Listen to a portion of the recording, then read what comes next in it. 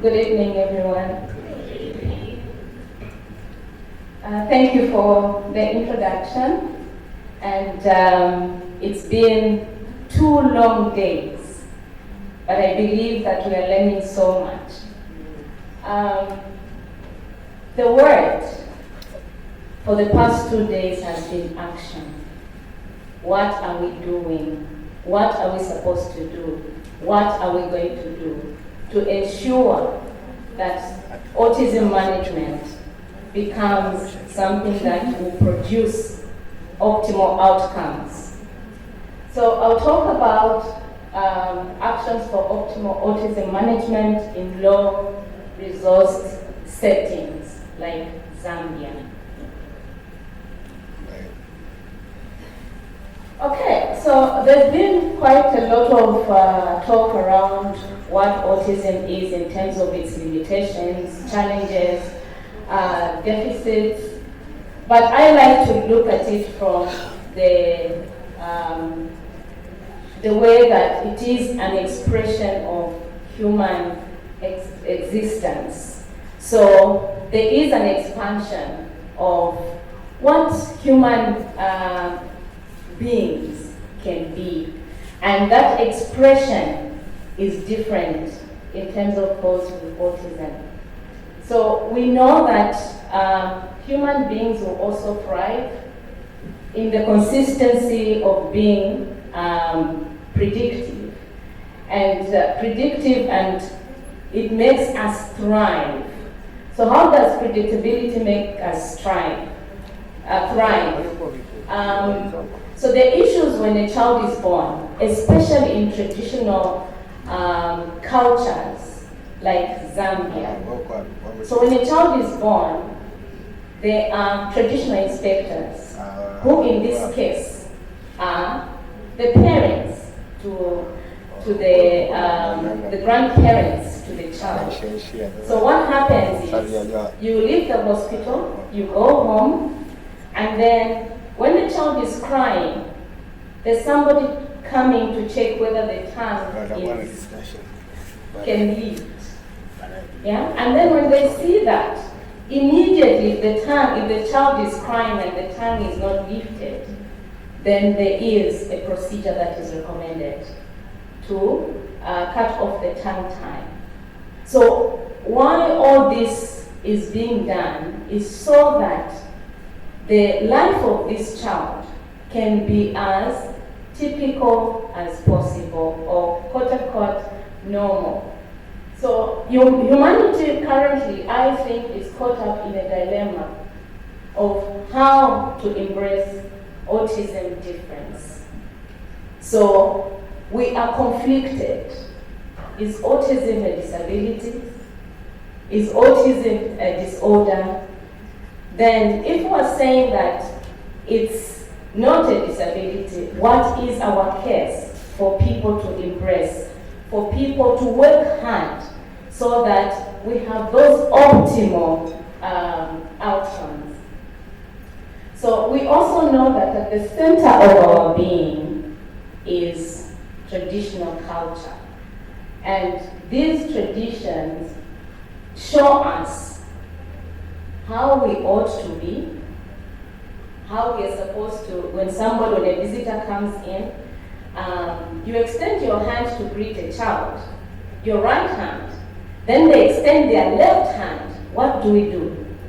We correct it, isn't it? Yes. We actually tell the children to, give me that hand. Yeah? So why do we do that? We do that because there is a way of how we ought to be.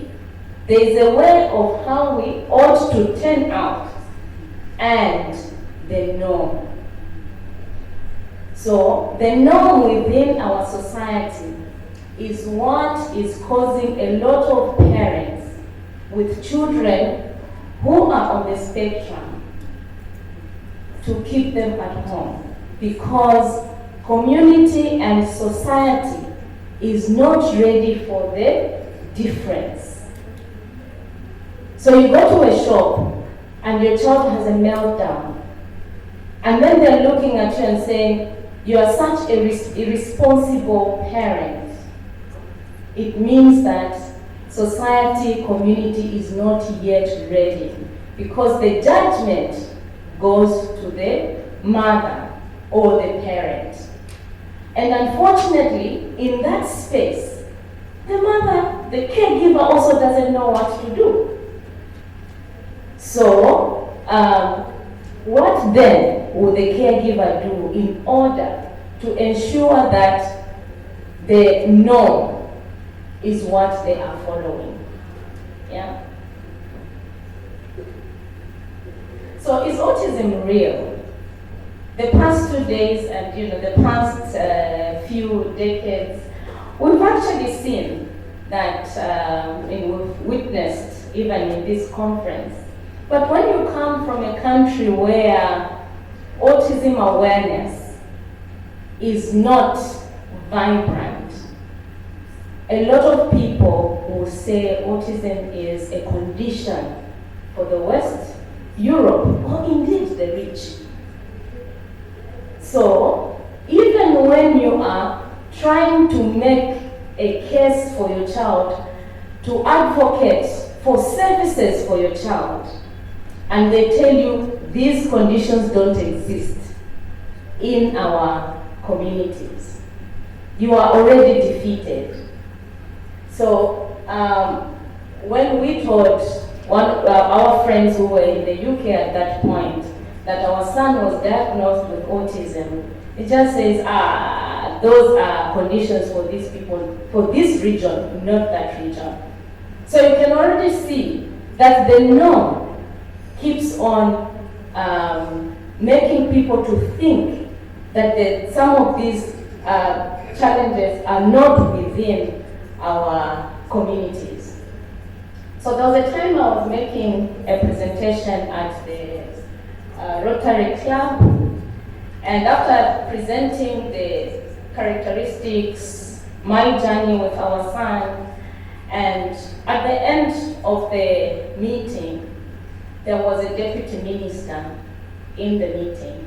So they asked her to say a vote of thanks for the presentation. And she did a vote of thanks for the presentation and immediately called me and said, everything that you have shared, I think about my brother who was born in the 1960s and what my mother went through. Because at that point, even as we speak now, we were so unfair to him, because some of the things that people in the neighborhood talked about was really not just his making, or him wanting to be defiant, or him just wanting to be troublesome. It's because his brain is actually wired like that.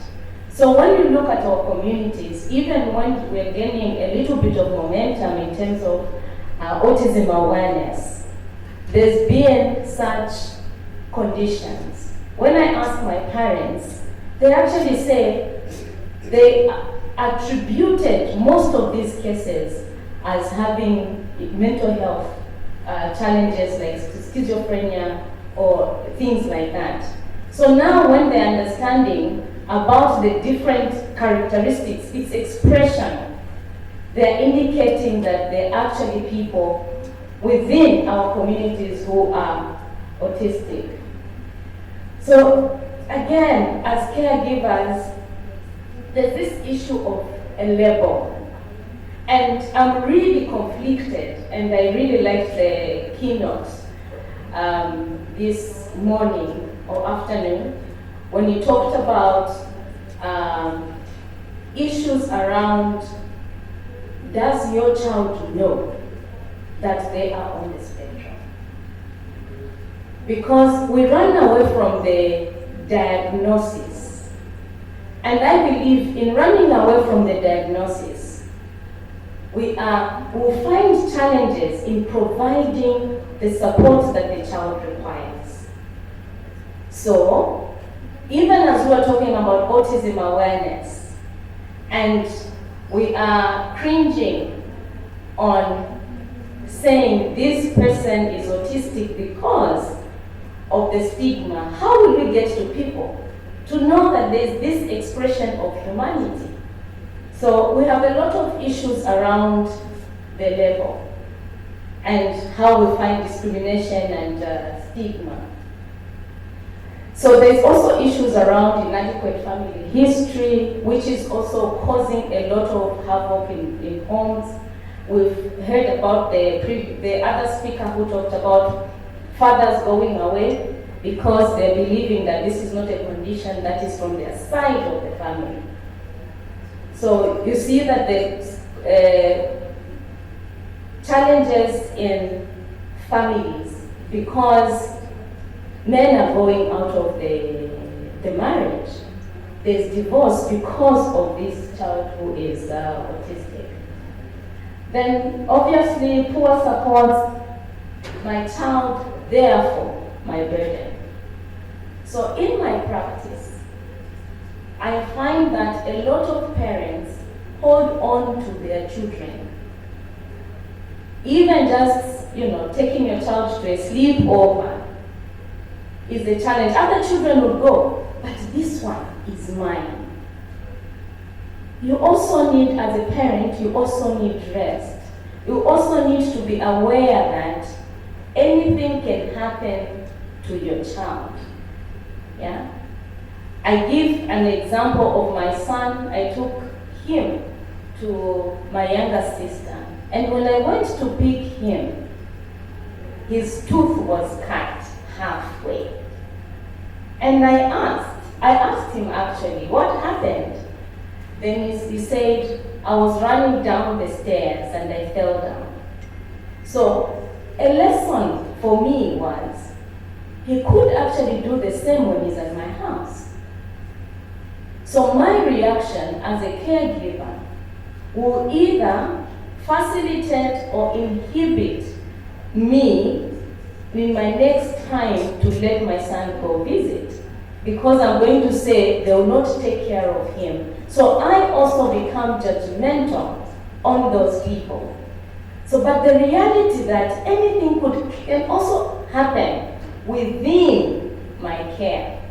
So to extend that, it does not only help people know about my challenges, but it also gives me time off. Like now I'm here, what is happening? Most of us are here. What is happening with our children? There's somebody else that is providing the care. Sometimes we get ourselves, we tell ourselves, this nobody else can take care of my child the way I would. And I mean, we are not objects. One day we shall die, then what will happen? Then we cause a lot more mental health challenges. So that's my son. 2 years ago, he was taught to give an award in church. This was the first time he was doing it. And a lot of people would say this child is not on the spectrum. Before getting to here, I was seated on one end of the church and obviously very jittery. And then he had been looking for this girl because he had seen her at rehearsals. So when we arrived for the event and she was not there, it was not in his routine that she would not be there. So then he became agitated. Yeah, everybody is seated, they're waiting for the program. He calls me sweetie. So he just screams, "Oh, sweetie, she's here!" And then those that are saying he's not on the spectrum, a child who is 10 just screams in church. Yeah, the unexpected behavior. So a lot of people will not see some of the symptoms that we see in homes, especially that the homes are their comfort zone. They'll go to school, they'll have structure. And then with that structure, they're going to follow it because they would have created a routine. But also as caregivers, when they're at home, we get them, be loosed up. and they do the things that they like to do. So, what action do we need to take? We need to relook our traditional, the cultural traditions. We need a sit down. There's a project that I'm working with another NGO, and for every child who has cerebral palsy and visits a traditional healer, if the traditional healer refers that child to the organization, then they're given an allowance for the referral. So when you see a child with presenting these characteristics, it's not about, your spiritual prayers or, let them get the right intervention early. The more referrals he's making, the more money he makes. So, and we can't deny the fact that because we are a traditional community, most people, their first step, at least in my context, in my country, in our communities, it's the traditional healers. The child is speaking. What will the hospital will be secondary, or some, it will be in conjunction. You're doing traditional and you're also doing the conventional. So we know that these traditional healers are gatekeepers. So when we make the gatekeepers understand, then it becomes easier to handle and manage autism and the early intervention that we want to target. Then there is the traditional teachers and educators also need to be called to the table, because there's this tendency that a child is going to be in a school. The teacher can see the signs. The teacher can see the struggles of the child. But they are afraid to tell the parent, because when they tell the parent will withdraw that child from the school will not have revenue. So, are we doing it to raise the money, or are we doing it to ensure that this child has got optimal outcomes? So we want the optimal outcomes. So we need the teachers, we need the civic leaders.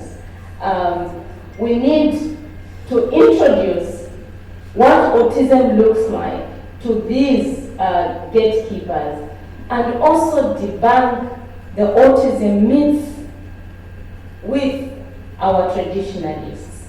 Because if we are just having conversations like this and do not engage the gatekeepers, because the gatekeepers are the owners of the people. And in fact, in some societies, children with disabilities are actually children of the chiefs. So we need to understand that we need to bring them on board.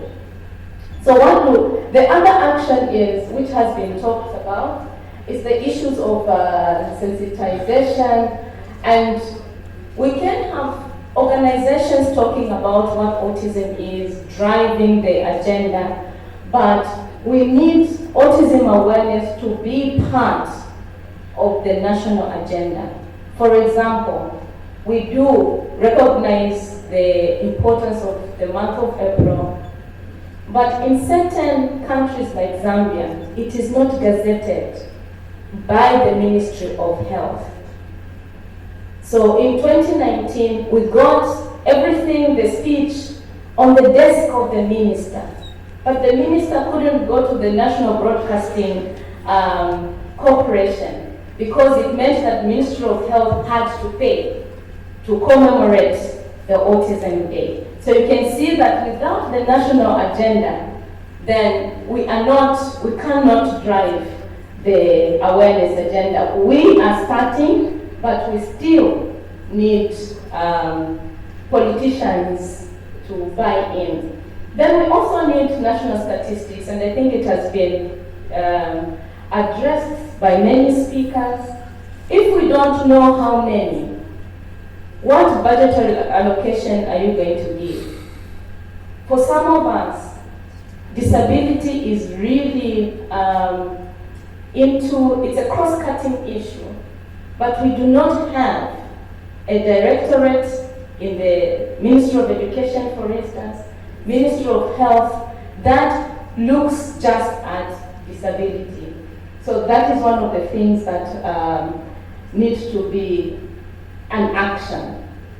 So implementing national campaigns, searching, finding, acting early. So when people see my son, for instance, and they ask, what medication did you put him? Is he taking? He's not on any medication. It's behavioral interventions. And how many people can actually access these interventions?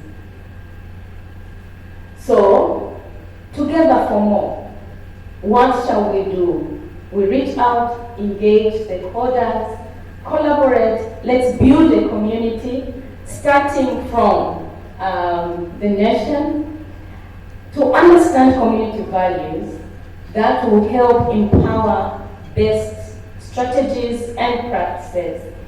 So we also need sensitization at different levels. Share the signs and the symptoms. I think there was a presentation. When you see the signs, support. If it's something that it cannot do, refer. Then we need to drive the advocacy. We need community mobilization and to target behavior change practices that will address attitudes, knowledge, and practices in community using participatory methods. Like that, caregivers will feel important. When you live as a person that is doing that intervention, then they can get the ownership and they can continue. One of the things that have really inspired me over the journey, my son is 12, turning 12 in the next 2 weeks, it's not what life throws at you that matters, but how you catch it. So, blossom. That's the end. Thank you for your attention.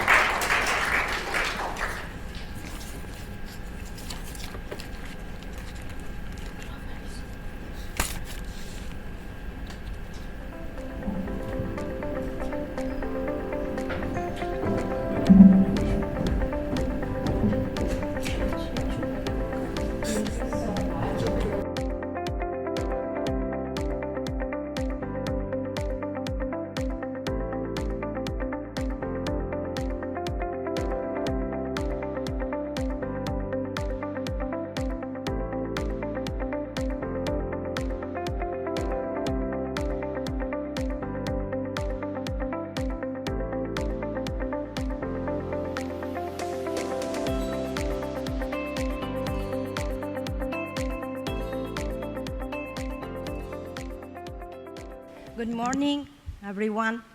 I'm very honored to introduce to you Dr. Temple Grandin. Dr. Temple Grandin is an American academician, an animal behaviorist, and an internationally renowned spokesperson for autism spectrum disorder. Grandin is one of the first autistic people to document the insights she gained from her personal experience of autism. She is currently a faculty member of Animal Sciences in the College of Agricultural Sciences at Colorado State University.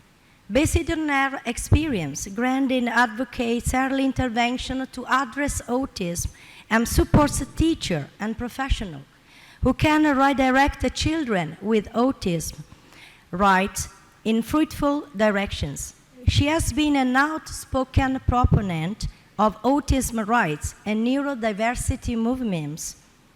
In 2010, Temple Grandin was listed as one of the 100 most influential people in the world by Time 100, which named her in the Heroes category. In 2011, she received a double helix medal and has received many honorary degrees from many universities, including McGill University, Swedish University of Agricultural Sciences, Carnegie Mellon University. Grandin has been featured on major media programs. She was the subject of the Emmy and Golden Globe winning biographical film Temple Grandin. In 2018, Grandin has a feature in documentary This Business of Autism, which explore autism employment and the success story of autism employers. She has been written up in Time magazine, People magazine, Discover magazine, Forbes, and the New York Times. She is best known for designing the Hug Machine, which is a deep oppression gadget planned to calm extremely sensitive people, ordinarily people with autism. Temple Grandin, thank you. Hi, I'm Temple Grandin. I'm a professor of animal science at Colorado State University. In fact, I've been at Colorado State University for a long time. And I have autism. I had no speech until age 4. And I was very, very lucky to get into some very, very good early education. I cannot emphasize how important it is to get little 2-year-olds and 3-year-olds who are not talking into therapy. And if therapy is not available, then you get grandmothers to work with the child. Get grandmothers that know how to engage that child, teach them how to take turns at little games. Let's say the kid's lining up blocks, then have the child take turns with you lining up the blocks. Also, you want to teach speech. I want to give you a hint. Slow down when you talk to these kids. Slow down and give the child time to respond.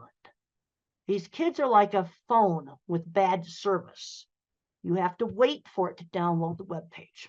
That's how these kids are. So I want to work on speech, turn taking at games, and then skills, things like washing your hands, brushing your teeth, putting a shirt on, basic skills. And if you're getting good progress, the kid should like going to therapy. The child should enjoy therapy. And if therapy is not enjoyed, then you're pushing them into sensory overload. But I cannot emphasize it enough. You have little 2- and 3-year-olds that are not talking. You must start working with them now. Absolutely now. Now, my very first slide shows a picture of me teaching my class. I'm a college professor. And there's been a lot of issues about identity recently. And my identity is my career. I'm now 76 years old. I've taken my speaking engagement money and paid to put graduate students to the university. I have 3 that are now professors. Very proud of them. And so becoming a successful university professor and designer of equipment has really made my life worthwhile. The next slide talks about brain variability. Autism is a continuous trait. You can go from slightly awkward and nerdy to somebody who's nonverbal that may have severe epilepsy and mobility issues. It's a very big spectrum. And a brain can either be sort of more cognitive and thinking, or a brain can be more social, emotional. And in the mildest forms, it's a personality variant. The other thing I want to warn you about diagnosis is over the years, doctors have changed the diagnosis. Back in the 1980s, to get an autism diagnosis, a child had to have a definite speech delay. And then in the early 90s, you get the Asperger's where it was autism, no speech delay. And then in 2013, they merged it all together. And that's really made diagnosis difficult. But if you have a child that's not speaking, you need to be working with them. And if they don't gain speech, then what you need to do is give them a way to communicate. And one of the simplest things you can do is have them just type on a tablet using a text messaging program. There's lots of old tablets around. And that can be used as a communication device, or a picture board where they can point to things, or sign language. But if you can't get the child to talk, quickly, then you've got to give them a way to communicate, because not being able to communicate is so frustrating. I can remember screaming when I couldn't tell my mother I didn't want to wear a hat. It was the most frustrating thing. Now, in the family histories of people who are autistic, you often have a lot more scientists and computer people. And then if you have bipolar, then you have more people in the arts. Now, a lot of famous people probably were autistic. Thomas Edison is shown on the next slide. He probably was autistic. And on my next slide, Einstein is shown. He had no speech until age 3. He would be in an autism program today. And he was one of the most brilliant mathematical geniuses of all time.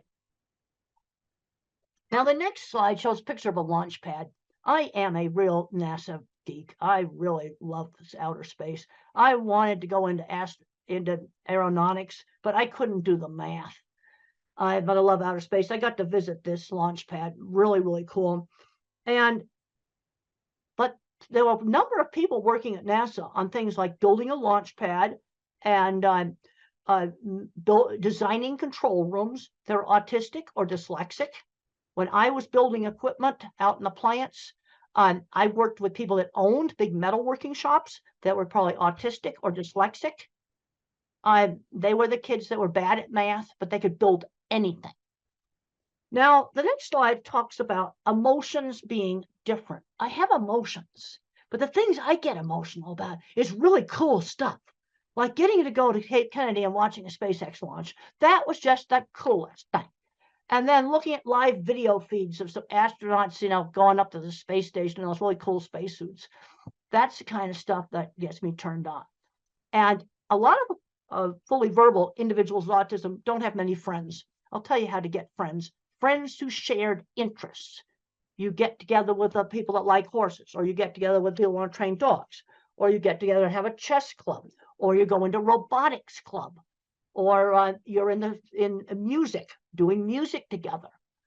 Friends who shared interests. I was bullied and teased in school, and the only places I was not bullied and teased was friends who shared interests. And for me, it was model rockets, electronics, circuit boards, and horses. Those were places where I had friends. For somebody else, it was something different. Now, I got very emotional. The next slide shows a picture of Saturn. We can skip over that. And then the next slide shows a little Voyager satellite. This satellite is really, really getting old. But there's an ancient old scientist, he's in his 80s, named Ed Stone. He is still communicating with it. Yeah, still communicating with it. I get emotional about that. Ed Stone is communicating with this ancient satellite. I think it's 40 years old now. And it's his life. You see, I can relate to that because it's just something so cool. The next slide shows the ultimate NASA geek out. I got to sit at the head controller's station and mission control for the old space program. It's a picture of me there. Now, the next slide I talk about, just don't get hung up on the labels. Too often, I'm seeing kids where you're getting too much into the label. They say, well, the kid's got a label. He's not going to be able to do anything. I've heard this over and over and over again. He's not going to be able to do anything. Even with some of the kids that have physical handicaps. They'll say, well, he can't walk. They'll never go to school. They'll never get a job. But I worked with a lot of autistic people that owned businesses. This is what really frustrates me. So don't get hung up on the labels. Okay, we have a 3-year-old that's not talking. Let's work on getting them talking. And we also have to get them out doing things. Don't just hide the kid at home. Take them out shopping and turn shopping into a learning experience. Well, let's talk about different kinds of rice. I know in India, there's all different kinds of rice, curry sauces and things like that. Let's let him pick out some of the things. Or you can say, well, Dad likes this food. Go get it off the shelf. Turn it into kind of a turn-taking game. Get them interacting, getting them to help with chores in the house. Now, I have grandparents. On the next slide, grandparents come up to me all the time, and they discover they're autistic when the kids get diagnosed, and they would be the milder type, probably with no speech delay. And where that diagnosis really helped that adult is it helped them with their relationships. That's where it really, really helped them. Because then I had a lady come up to me at the airport. And she said to me, well, that my book, Thinking in Pictures, helped her understand her engineer husband. There's my book, Thinking in Pictures, my old autobiography, Thinking in Pictures. She now understood her engineer husband, who now that she had found out that about autism. These kind of things are coming up all the time. But I'm seeing too many kids today ending up playing video games all day, and they're not doing anything else. They're not working in the video game industry. And I don't recommend the video game industry because a lot of that work's going to get replaced by artificial intelligence. I'll tell you the work that's not going to get replaced. Kinds of stuff that I did. Fixing motorcycles. That's not going to get replaced. AI is not going to do that. Hands-on jobs, a nurse, somebody who's a very good motorcycle mechanic. That's not going to get replaced by AI. And since I've been traveling really heavy now, I'm seeing lots of elevators that need fixing. And AI is not going to fix elevators, and elevators are not going to go away. So I'm going to tend to really emphasize the hands-on jobs because those are the jobs that AI will not take out. It's going to take out some programming jobs. Now, the next slide shows me standing in front of the vehicle assembly building. And I got really, really, really emotional because that's the most fantastic thing that us old folks did was go to the moon. And the next slide shows pictures inside the vehicle assembly building. And I got on the roof. And I found out later on I wasn't supposed to be on the roof. But that was just so much fun. So much fun. Okay, the next slide talks about some sort of foundation principles in working with these kids. Sudden surprises scare. Okay, so let's say, for example, a child has to go to a new school, or you're going to go visit some new friends. Maybe you show some pictures of their house. You show some pictures of the school. So it's not such a surprise. Okay, let's say they're going to travel on an airplane. Well, let's look at videos of airplanes. Maybe go to the airport and watch them take off. You want to reduce the surprise factor. The other thing you need to do is stretch these kids. We don't force them into something where they're going to get into sensory overload, but stretch them and then give them some choices. Well, we could do this game or that game. We could go to this store or that store. You give them some choices, and we've got to limit the amount of time they're spending just tuning out on phones and other electronics. Now, don't recommend it, banning it. Don't want to ban it. But what we need to be doing, an hour a day is plenty. Now, the next slide shows just a picture of a really, really good teacher. And a good teacher knows how to kind of gently engage a child without causing sensory overload. The next slide just emphasizes the importance of turn taking in a game. And if you were to use a game that's on a phone, I want one phone physically passed back and forth. Physically pass the phone back and forth. So it's a true interaction. Now, the next slide talks about teachable moments. This is a 1950s way of parenting. And I think it's a really good way of parenting. If I made a mistake, we had sit-down meals, you had to eat properly. And if I stuck my finger in the mashed potatoes, mother did not scream no. She would say, use the fork. Okay, or if you have chopsticks or whatever, you use them. You use the utensils.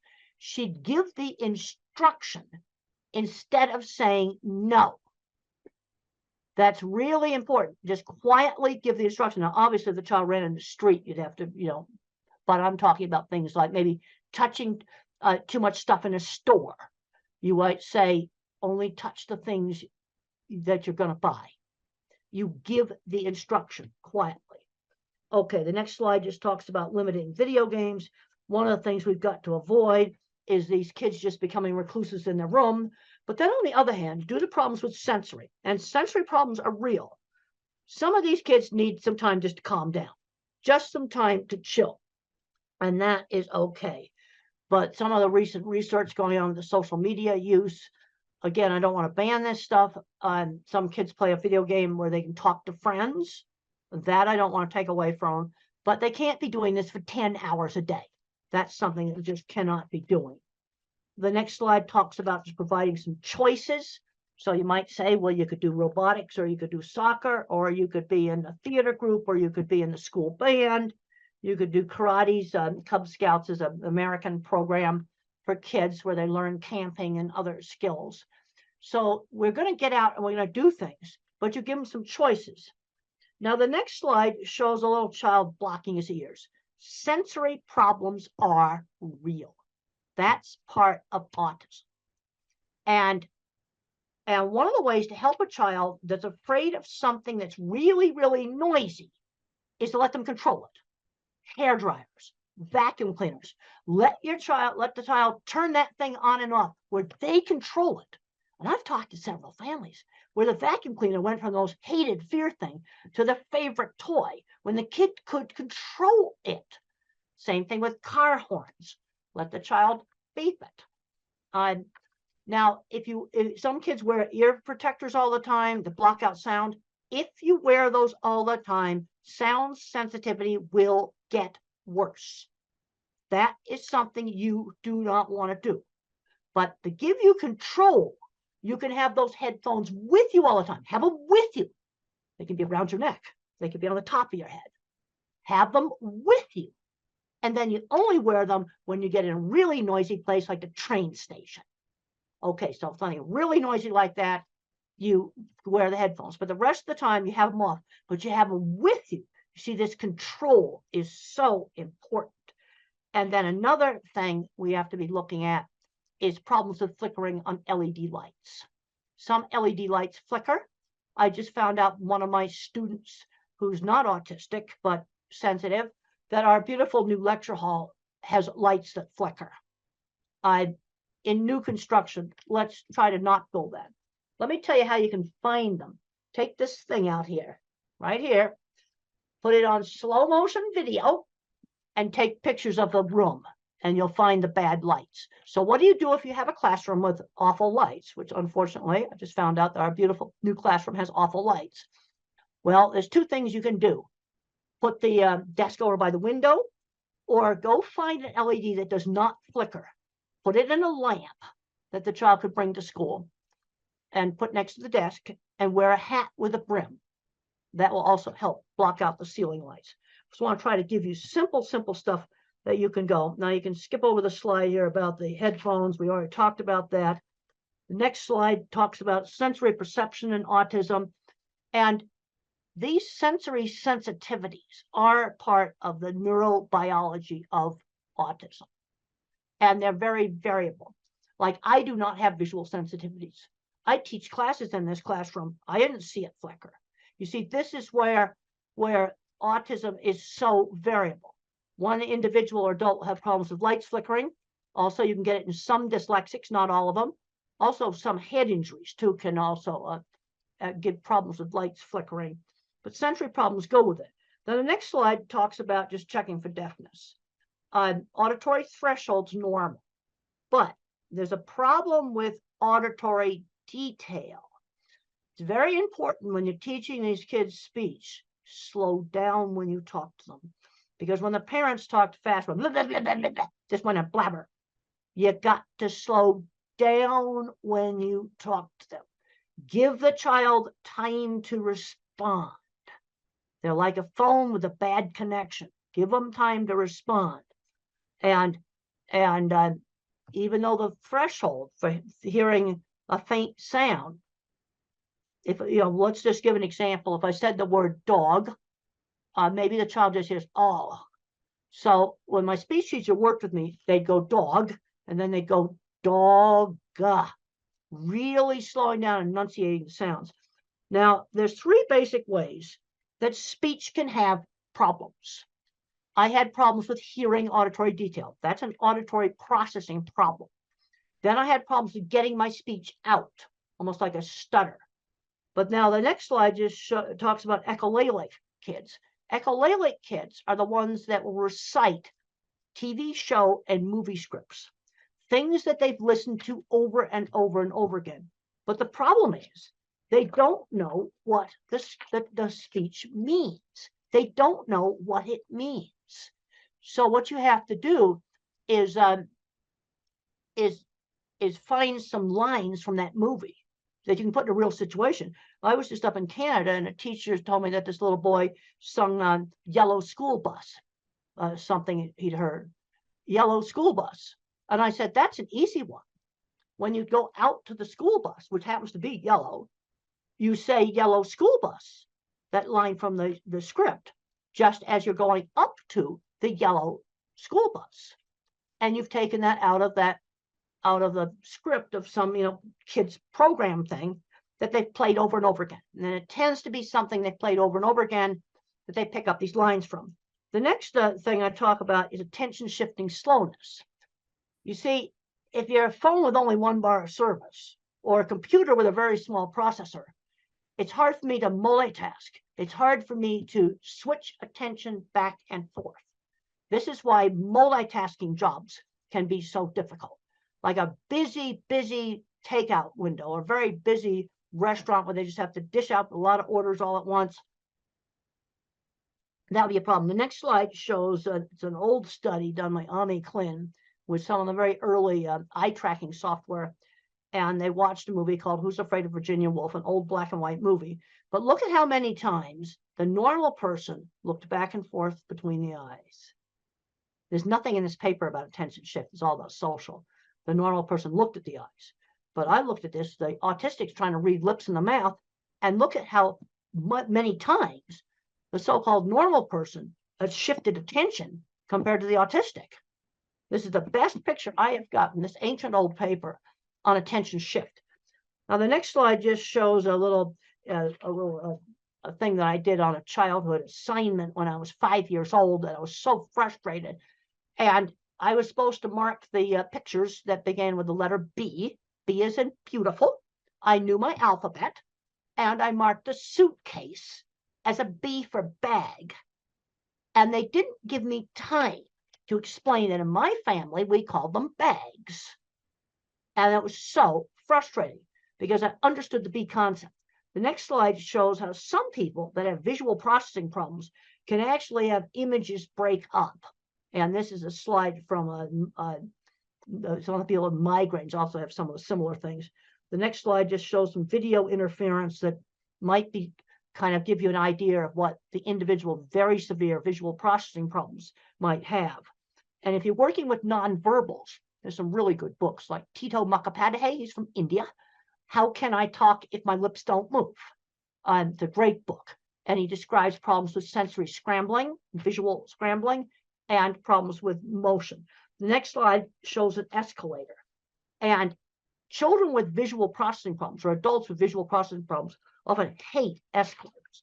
Another thing that they'll complain about is the print jiggling on the page when they read. The next slide just shows that. It shows the print jiggling on the page. Now, I want to make it very clear, this does not explain all dyslexia. It only explains some dyslexia. Okay, the next slide shows some simple things that you can use. Try printing the homework on different pale colored papers. Now, this is one of my children's project book, Calling All Minds. And look at how it gets some nice light blue there. Like try printing the homework on the real pale, light colored paper.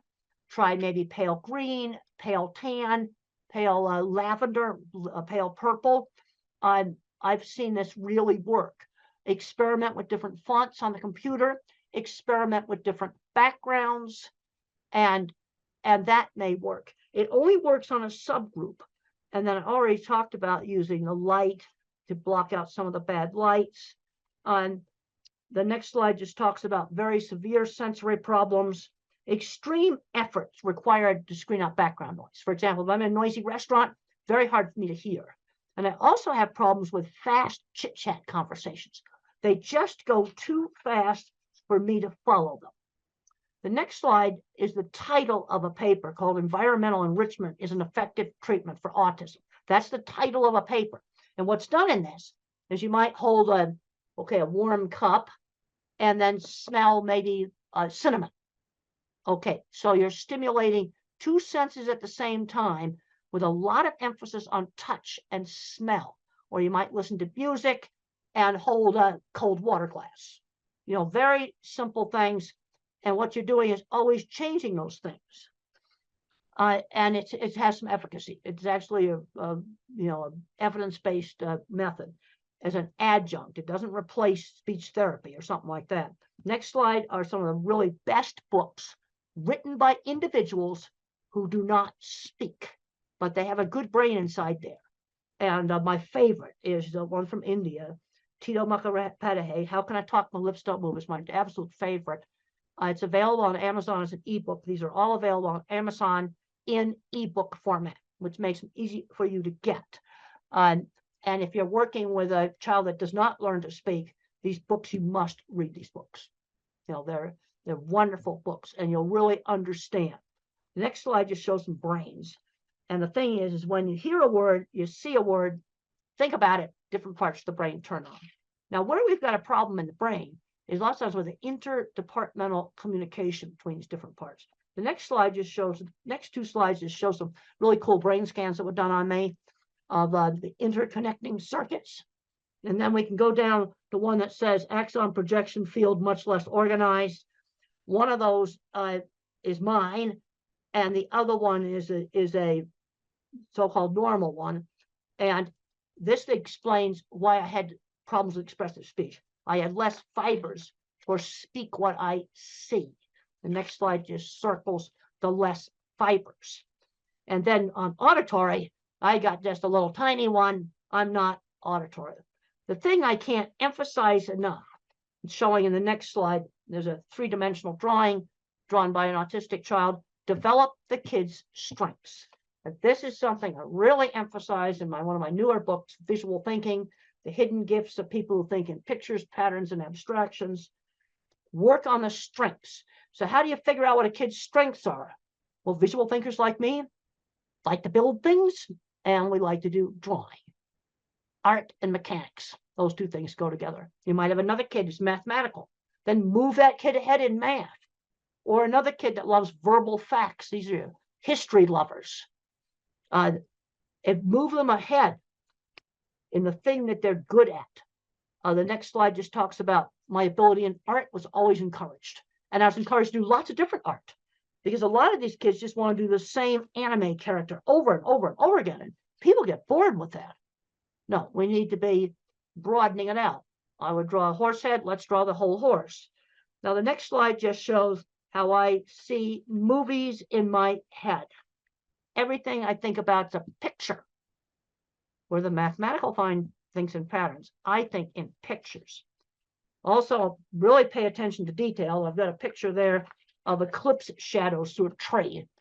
And being a visual thinker, somebody who really thinks in pictures, this was really an asset for me in animal behavior, because I looked at what the animals were looking at.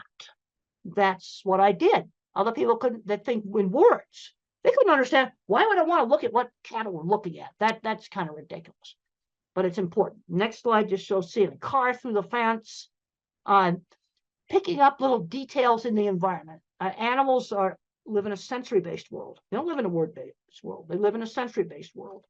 Next slide just talks about some things that have been learned about autism on auditory capacity, much really good pitch discrimination, hearing unexpected sounds.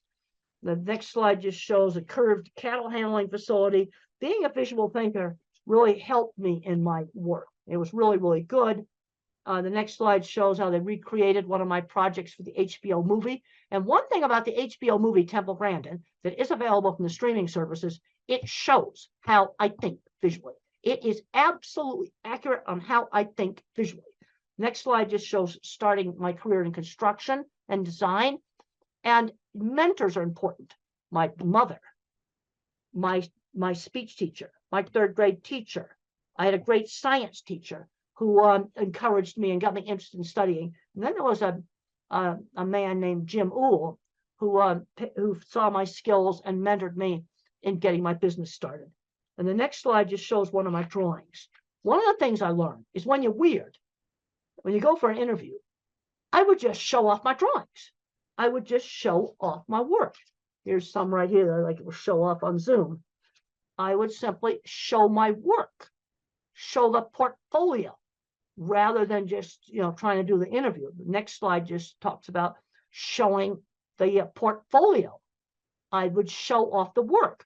Or if a child was, or if somebody's really good at a lot of computer stuff, they might show off a computer they built, or show off some programming they did. Sell the work rather than yourself. The next slide just shows big, complicated piece of equipment. Yes, I worked with people that had autism that built these things. This is what gets me very frustrated as I go back and forth between the educational world and the autism world and the industrial world. We have a big issue right now with skill loss. We don't have anybody to fix the elevators. They're in the basement playing video games on an autism diagnosis. Next slide just shows some people looking at it, and just mentioned that there was a lot of autistic people that I worked with that owned shops. But one of the mistakes that's been made in a lot of countries is taking the hands-on classes out.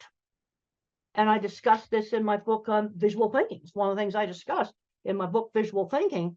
I discussed, the skill loss we've got on taking those hands-on classes out, because that person that's super good at fixing that elevator may not be very good at algebra and math. I still never passed an algebra class. Now, I didn't know that I thought visually until I was in my late 30s. And I'm going to show you how I found out. I realized this is one of the slides. I realized my thinking was different when I asked people to think about church steeple. Okay, why did I pick that out? Because it's something prominent in the environment that you don't own. Most people could see their own car or maybe see their own house if I ask them about it. So I say, think about a church steeple. How does it come into your mind? Now, visual thinkers like me see them come up as individual pictures and name off where they're located. Where somebody that is very, very verbal may just see two lines. This was a shock to me. They might just see two lines like that. That's all they see. And then these flash into my mind like Google for Images. I've got a whole bunch of slides here showing off individual churches. And then you've got different types. You've got great big cathedrals. You've got small. I can then, as I see more of them, I can sort them into like chapels versus cathedrals. And then I get into some slides that show that I have a huge visual thinking circuit in my brain. Huge. That's why I'm a visual thinker. Okay, then in other countries, instead of steeples, you can just use mosques.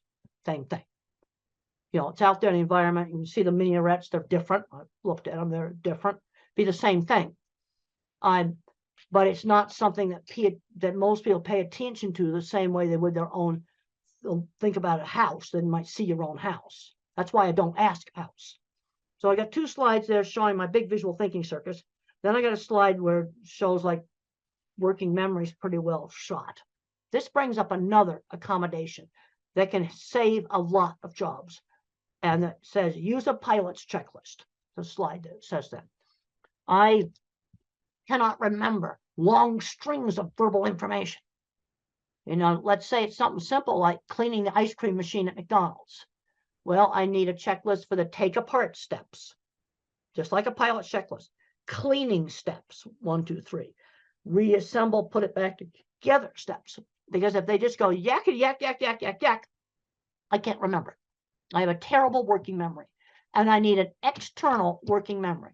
And there's many, many jobs where using a pilot's checklist format would save a lot of jobs. Just let them write down the steps. And you can look pilot's checklists up online.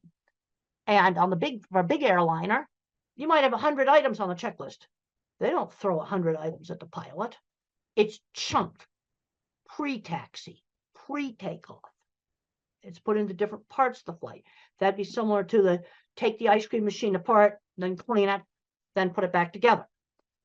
But there's a lot of situations where using pilot's checklists would save a lot of jobs, because employers will go, oh, I already showed them how to do that. He's stupid.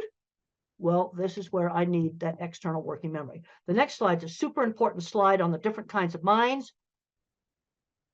which is a major theme in my book, Visual Thinking. And the correct name for my kind of mind is an object visualizer, because everything I think about is a picture. And the kinds of stuff that we're good at, art and mechanics, because you can see how things work. Art and mechanics, also photography. But that's what we're doing good at. Horrible at abstract math. I worked with people that owned shops that were designing and patenting all kinds of equipment that couldn't do algebra.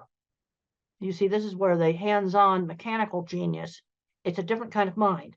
Then you have your visual spatial. This is your pattern thinker. This is your mathematician. This person thinks in patterns. Patterns, not pictures. They're going to be your chemists, programmers, physicists, things like this, things with math. And then you have the person who's a verbal fact thinker. They think almost completely in words. And if it's an autistic person, they often love history. They often love facts about maybe sports, different sports and things like this. They'll know all of the words for all the different players and things like that. So let's look at the jobs for these different kinds of minds. My kind of mind, mechanical stuff, fixing stuff, inventing mechanical stuff, photography and art, mathematicians, computer programming, electrical engineering, the more mathematical parts of engineering. Because one of the things I've found in working with these big food companies is that the shop people, people like me, invent mechanical equipment. The more mathematical mind has to make the refrigeration systems in a food processing plant work and make the boilers work. That stuff requires more math. So you need the mathematician mind to do engineering, but you also need my kind of mind who can't do algebra to work on the mechanical things. And then what the verbal thinkers, good jobs for them, specialized retail. There's been some really good successes in selling cars, selling specialized business insurance, selling sporting goods, where they're recognized for their knowledge of the products, you know, selling phones, and not try to sell somebody the most expensive phone, but sell them the phone that's right for them. Because where we're really falling down is on the job front, getting them into jobs. Let's start off with chores for little kids, 11-year-olds, maybe helping out at a fruit stand or, you know, some little market stall, doing a job at a community center, walking dogs for people. I want them doing something on a schedule outside the home. Really important, because the moms often tend to overprotect. Is that they're legal age, they need to get a real job. And you need to just figure it out in the neighborhood. This is one thing I've noticed when I've gone to a lot of countries. There's a lot of little tiny small shops. And I drive by those shops and I'm going, oh, that little clothing store would be perfect for this autistic girl to start doing some work in. And you just set it up in the neighborhood. Mother did that with me. When I was 13, she got me a little sewing job with a local seamstress who worked out of her home. It was just something done in the neighborhood. But they've got to start learning how to do things outside the home. This is really, really important. So we start making that transition to work before they graduate from high school. I cannot emphasize this enough, because work skills are not the same skills as academic skills. Now, I was a goof around student until my science teacher motivated me to study, because being a scientist, you had to study. And I made up for like 3 years of high school where I goofed off really quickly. But I'm seeing too many kids where they're not learning how to drive. They're just not learning any skills. Okay, when I was 8 years old, the next slide talks about use a variety of teaching methods. When I was 8 years old, I couldn't read. Mother taught me with phonics. I already knew my alphabet. And she would read out loud, find a book that I was interested in. We had a book in the US called The Wizard of Oz, a really fun book. And she'd stop at an interesting place and then have me read more and more. And I very quickly learned to read with phonics. It wasn't that hard. There's all kinds of complicated stuff online. Oh, we didn't use any of that stuff. I already knew my alphabet. And I already knew the little alphabet song, A, B, C, D, E, F, G, yeah, the little song. And that has half the sounds. And I was able to learn how to read. And I very quickly went from, I was 8 years old, no reading. I immediately went up to the 12-year-old level of reading very quickly. This next slide just shows like there's kind of two ways that mathematicians kind of do things. You have the one that's all totally algebra, then the ones that are more geometric. The next slide just says if you use a Google image search and you put mathematical terms in, you can find so many great stuff. Then I've got a slide of a plant that has mathematics in it. Then I've got another slide that shows Penrose tiling. That's what Stephen Hawking used.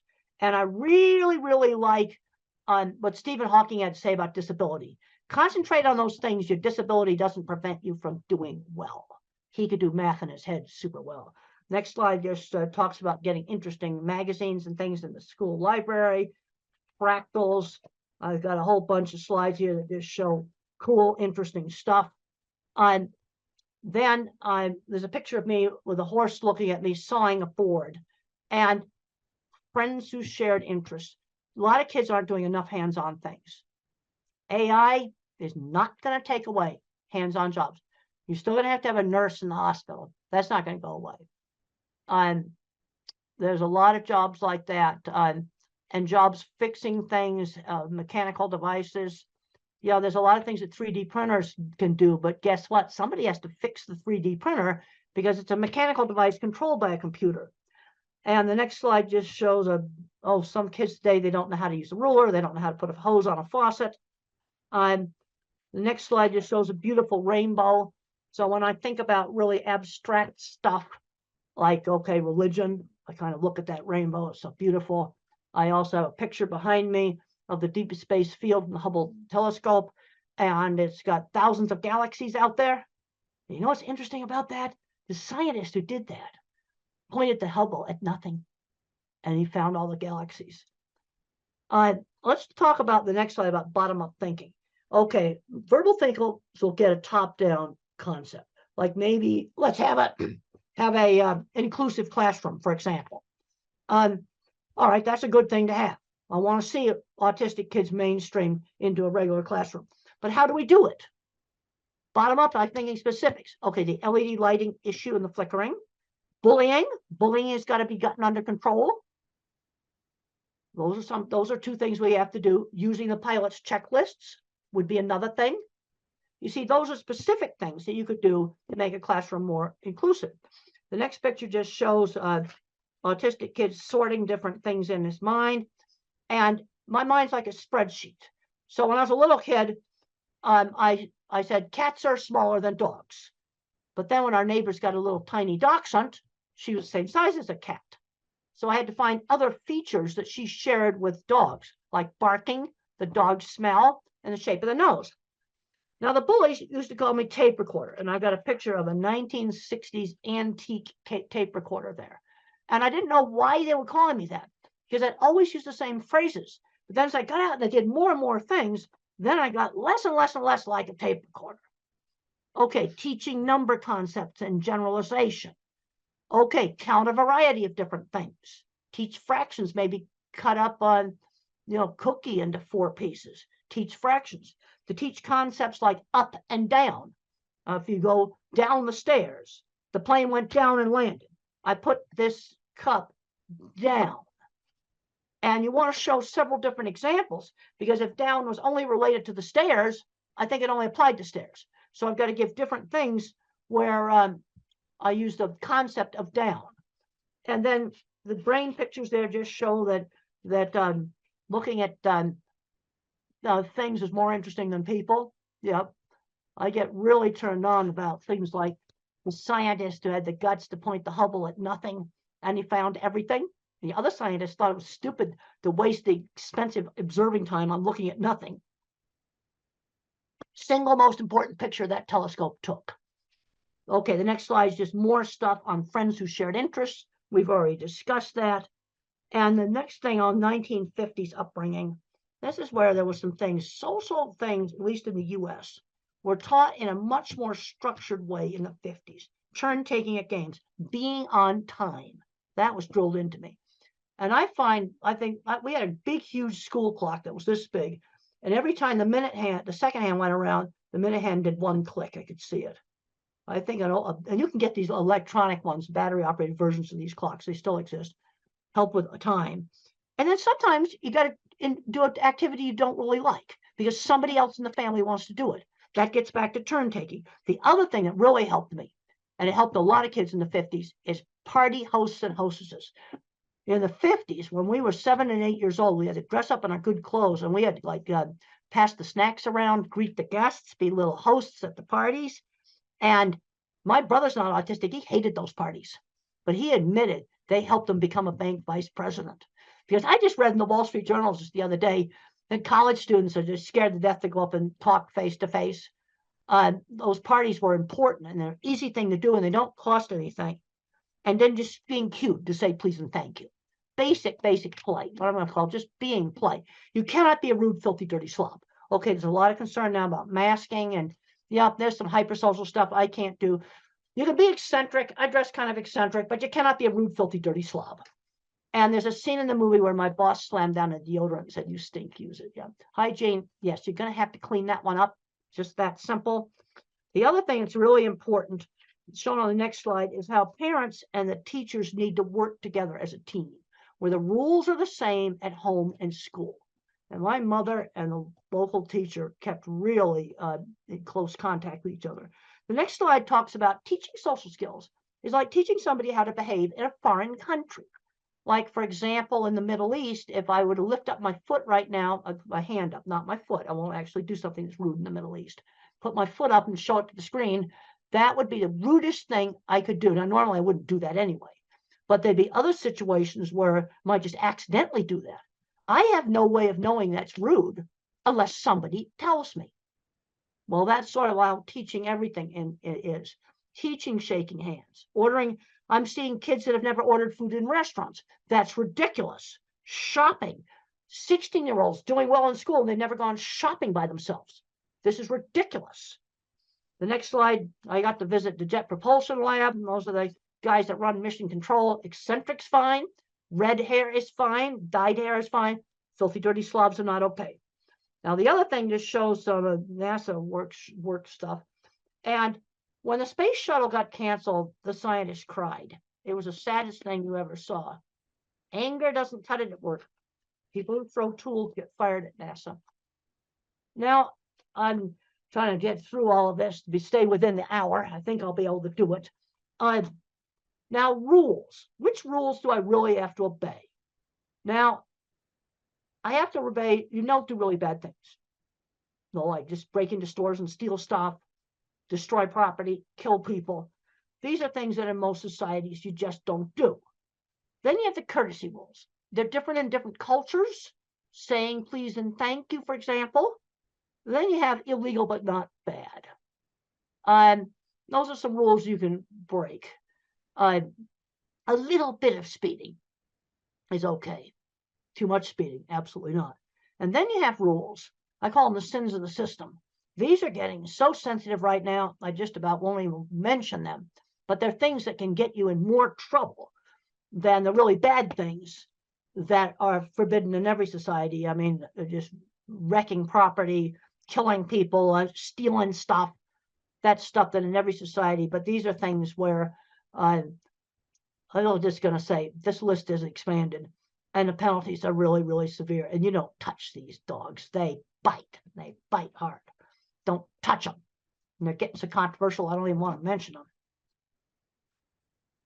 Okay, teaching values.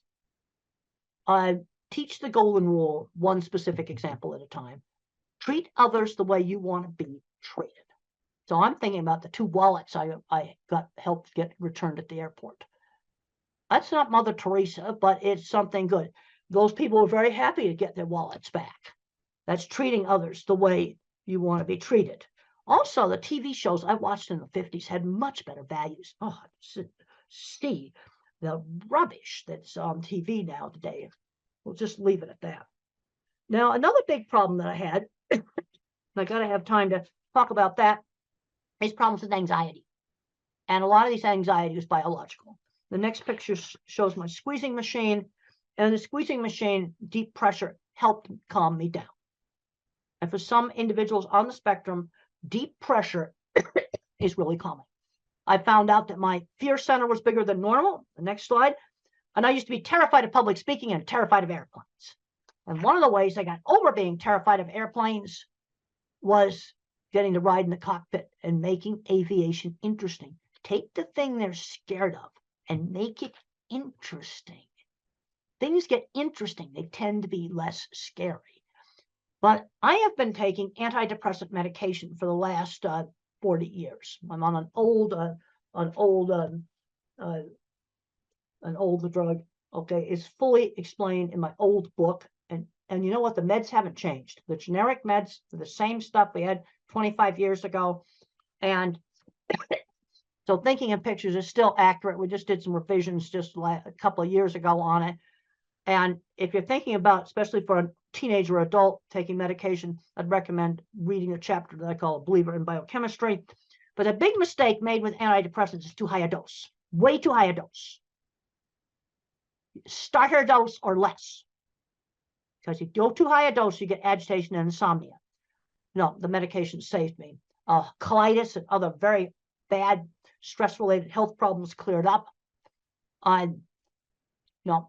They really helped me. that there's way too many drugs given out to little kids, way too many powerful drugs given out to little kids.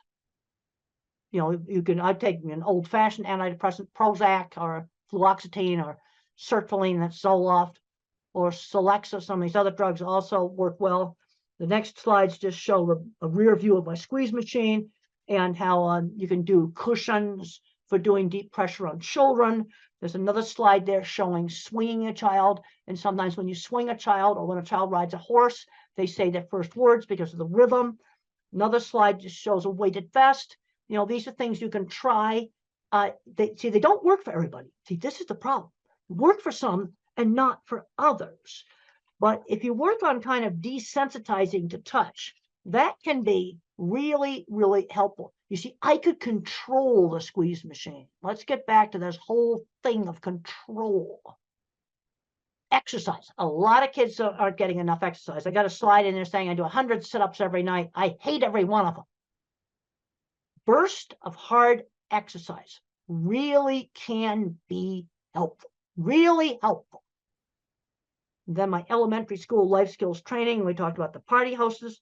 Another thing I did is I sold candy for charity, and I was shopping by myself for little toys. I got a little allowance, and I'd buy comic books with that. But if I wanted this little toy airplane, I had to save for 2 weeks. I was learning how to save money when I was 7 and 8 years old. The next slide just shows my work experience. I had a lot of work experience before I graduated from college. This is really important. I cleaned a lot of horse stalls. I had a little sign painting business, and I had to learn how to make a sign that somebody else is going to want. And my first sign was for a hair salon. So I put shampoo lady on it from a brand of shampoo. The next slide shows an ugly shed that I made look nice. You see, I had to do work that other people would want. And the next slide shows me painting a goofy sign for the Arizona State Fair. You know how I got that job? I showed off photographs of my signs. And the next slide shows my sign painting truck. And how did I learn to drive? This is a major hurdle. It's going to take longer.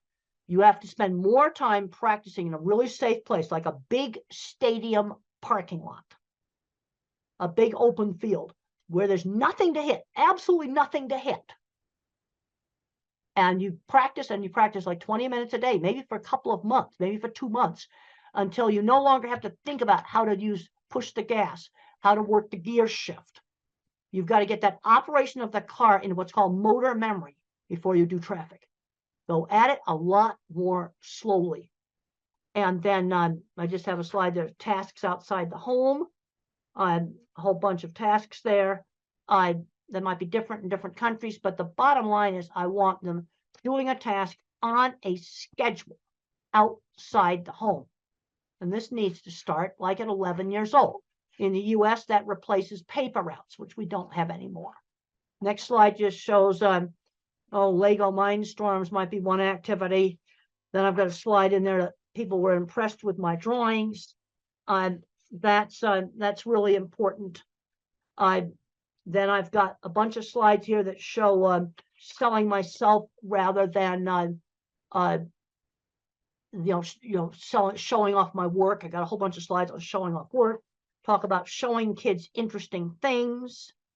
The other thing on getting jobs is we need to be getting in the back door. And there's a picture in there that shows the Swift plant where I first started, and I met the wife of the plant manager. Yeah, you see, use connections. And then there's my, I was wearing this shirt that's in the Cowgirl Hall of Fame when I met them. Using, connections to get into jobs, finding mentors. I know I'm running out of time here. Got to just rush through this. Finding mentors. My mother, my elementary school teacher. These are so, so important. And then I have a bunch of slides here that show jobs for the different kinds of thinkers. I don't think I need to read all of that to you. You can look at those. And then to finish up, I've got some stuff on medication in here. Let's try exercise before you try a drug. You know, it's like, one of the big things that's a problem is way too many drugs are handed out like candy. That is wrong. And the medication I am on, the antidepressant, is, you know, relatively mild medication. The other thing is try one thing at a time. So let's say you try a supplement, like a gluten and casein-free diet, for example, that helps some kids. Try one thing at a time. If you do a new school and a drug at the same time, you don't know what worked. This is just a basic thing. And no medication is going to give you 100% control of anything. Okay, now in troubleshooting behavior problems, you got to figure out, is the problem biology? Because you might have a nonverbal person that doesn't speak, and they got a stomach ache, and they can't tell you about it. That's going to make a lot of behavior problems. That's biology. Or maybe there's certain loud sounds bothering, or that's biological. Now, behavioral, sometimes you do things to get attention. The whole frustration with not being able to communicate is huge, but I have kind of a little troubleshooting list there of things to try to, especially with nonverbal clients. Then I have a list of painful things that can be wrong with a person who is nonverbal. There's been horrible cases where people have died from a burst appendix. They were nonverbal and they couldn't tell the doctors that they were hurting. And there's a whole list of things that can be painful things, and some books there that might be helpful. Okay, some of the supplements, probiotics. I take probiotics. They've helped me prevent urinary tract infections. They've worked. But I'm taking one probiotic. I'm taking one regular medication, discipramine, an old-fashioned tricyclic antidepressant, and I take one probiotic. I'm not taking pharmacies full of stuff. You know, let's try to figure out the stuff that works.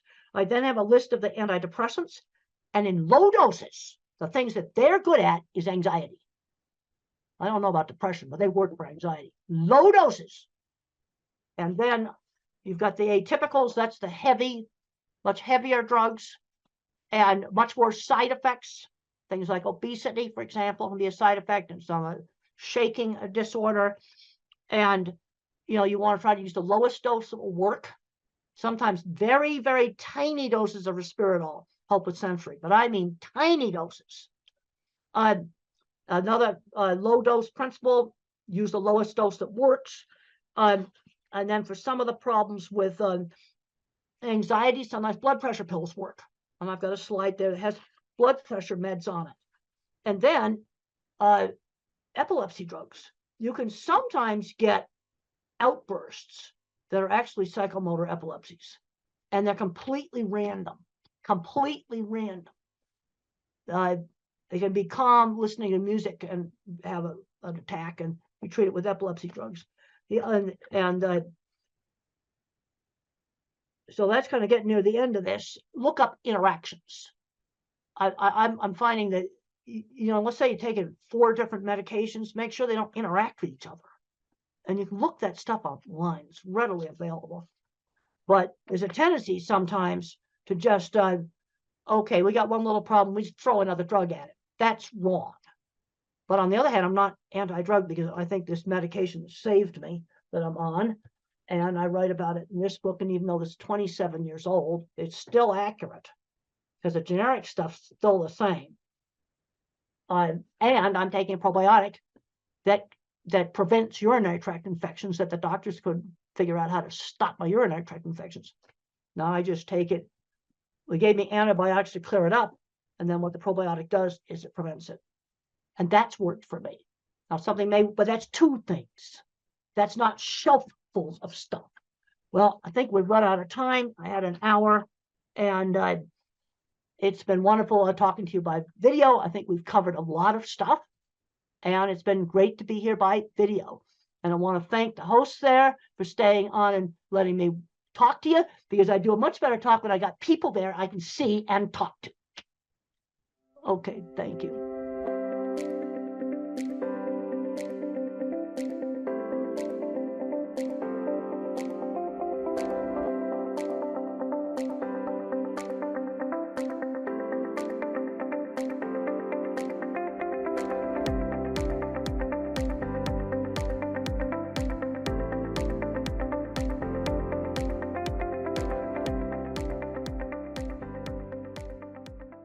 you're going to hear from 3 mothers who are having autistic children and very good professional doctors, 2 of them.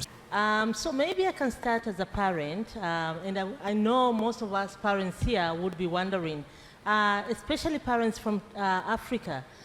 So we're wondering, what are the more advanced interventional therapies, across the world? Because in Africa and in Tanzania, to be more particular, we're already used to the normal basic therapies. So we would like to know from you, doctors, what are the more advanced, intervention therapies out there? Yeah.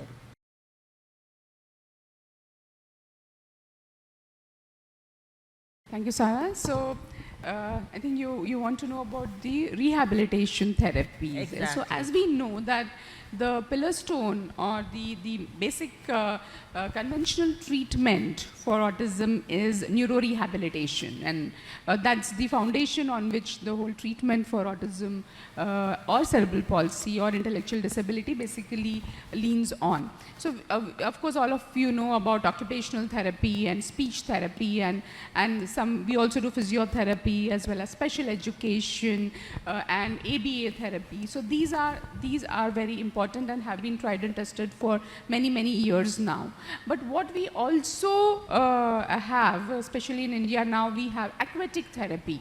So aquatic therapy is, children love water, right? So basically if you make them like swim in water or do specific therapies in water, they calm down better and it helps them concentrate better, their coordination improves. So coordination is one of the major issues in children with autism. So aquatic therapy has a big role to play in a comprehensive part, as being part of a comprehensive treatment for autism. Apart from that, of course, sensory integration therapy. We are aware of sensory integration therapy as a part of occupational therapy, but it's a science in itself because the information processing is a problem in children with autism. So sensory integration therapy, then art-based therapies, animal therapy. I think it's a beautiful therapy. Children are very sensitive and the animals are so sensitive, like we have trained dogs and horses are a very good medium who sense the children's despair or their moods very well and help them settle down, and they work together beautifully. So animal-based therapy has come up as a part of, as one of the treatments for autism. So what we believe in India and in Neurogen is that it's important to do teamwork. So everyone working separately, you will achieve a little bit, but when you work as a team, together everyone achieves more. So comprehensive holistic rehabilitation, which happens together under one roof, would be the ideal situation to get treatment for children, and especially parents understand the importance because they are going from one place to another to get rehabilitation from different people, trying to squeeze in everything in one day. So comprehensive holistic rehabilitation under one roof which combines conventional rehabilitation with advanced rehabilitation treatments like aquatic therapy and sensory integration therapy, along with ABA and speech and special education and art-based therapy and animal therapy would be the best combination, we believe. Thank you very much. Thank you, Dr. Nandini. That was very well answered. But to answer your question, what is required, as Dr. Nandini said, is comprehensive rehab. In autism, the children require occupational therapy, speech therapy, behavioral therapy, psychological therapy, special education, art therapy, aquatic therapy. They require a combination. What happens in most parts of the world, you will have an occupational therapist who will only give occupational therapy. Then you have a speech therapist who will only give speech therapy. And they don't work in isolation. What we've realized over the last 15 years of working in this field is you need a combination. So there is a need for centers where all of this can be provided together. Honorable Mr. Mulil was asking what we can do from a district level. What is required is facilities where all these therapies are available in one place. Also, when we are looking at this, we should not look at urban areas only. We have to think of the rural areas as well. And in India, what we have found is one of the best ways to work on this is to train the local village workers, local workers. They may not be professional rehabilitation therapists, but they will provide the basic care that is needed. So a structured rehabilitation program which has all the specialities is the need of the hour. And the important thing in this is this does not require infrastructure or money. Okay, this requires trained therapists. And we from our side, we offer, and I'm making this open offer, any therapist from Tanzania, Kenya or Uganda wanting to train in these rehabilitation therapies, we offer free education and training to all of you. So if all of you, and we have regularly been doing it over the last 15 years, people from all across the world have come, and we offer this completely free of cost. You're welcome to come to us. We will train you, because rehabilitation is human based. It's about people, it's about training, and we are able to offer that. So any of you therapists here, should you ever wish to come, please contact us and we will arrange your entire training program. To Honorable Minister Mulel, if you, as a government, if you send people, in any case, Tanzania and India have a wonderful relationship. Historically also, many people from Africa have actually trained in India, you know, from the administration, civil services, military. We have a very good education, and we want to continue with that. And we will offer training, comprehensive, very good training at no cost at all. So this way we can improve the basic of this thing, and we are also willing to conduct training programs here. We've already conducted several training programs. We've conducted in Kenya very huge one-week programs where our people, so in case it's not possible for people to come, we come and train again at no cost at all. From the actual practical training, we give literature, books, lectures, and make it a very comprehensive program. So that, I think, will be part of our Tanzanian-Indian partnership as we go ahead. Thanks very much, Dr. Sharma. I think, one, I like the assurance that you can train, your institute can train our therapists. I think that's very positive for us as parents and as professionals. Thanks for that. And I'll ask Madam Kate to go. Yeah, me as a parent, I already know like what are the autism physical symptoms. Like my son would run around the whole time, like flapping hands or having repetitive behaviors, playing with keys and all that. Do we really know what is happening in that child's brain? Is there any way you can tell us how can we know what is happening in this child's brain?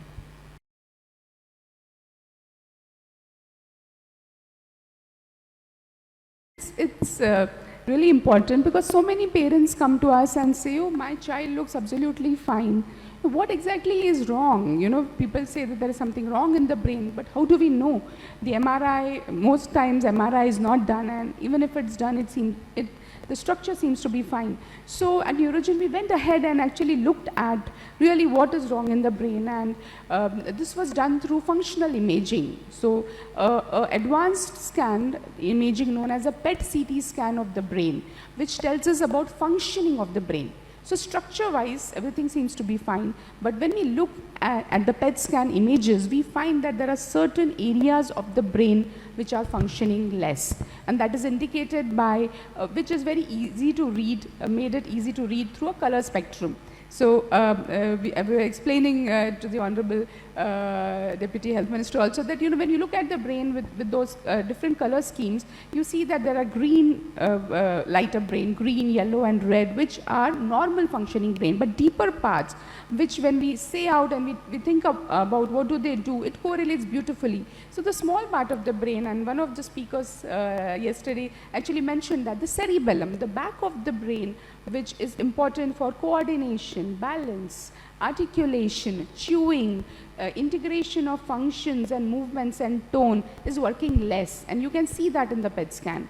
The deeper parts of the brain, known as the medial temporal, which is responsible for understanding, learning, comprehension, socialization, emotional expression, this is working. And the middle part of the brain, which connects the II brain known as thalamus, which is a relay center, is working less. So all of this is possible only through the PET scan. So through the PET scan, we can actually find out which parts of the brain are working less, and now we get an understanding as to why our children are unable to process information or unable to respond to a lot of training that we do. So advanced imaging has really helped us go deep into a better understanding of what is autism and what really is functioning less and what is lacking in the children. So to continue with what she said, there is new brain imaging technology, and here I will have to keep talking back to Honorable Minister Mulel that we will need this equipment in this country. This is an equipment called PET CT scan. I'm not sure if it's available. It may be available. This is modern functional imaging, which actually tells us which parts of the brain in children with autism are not working. So if it's there, that's great. We can actually start, investigating and looking at our children. But what is functionally, as Dr. Nandini said, has been found. So if I were to divide our brain into an upper brain or a higher brain, which does the thinking, the intelligence, the executive function, and all of that. And then there is a little lower brain, the smaller brain called the cerebellum and the medial temporal brain.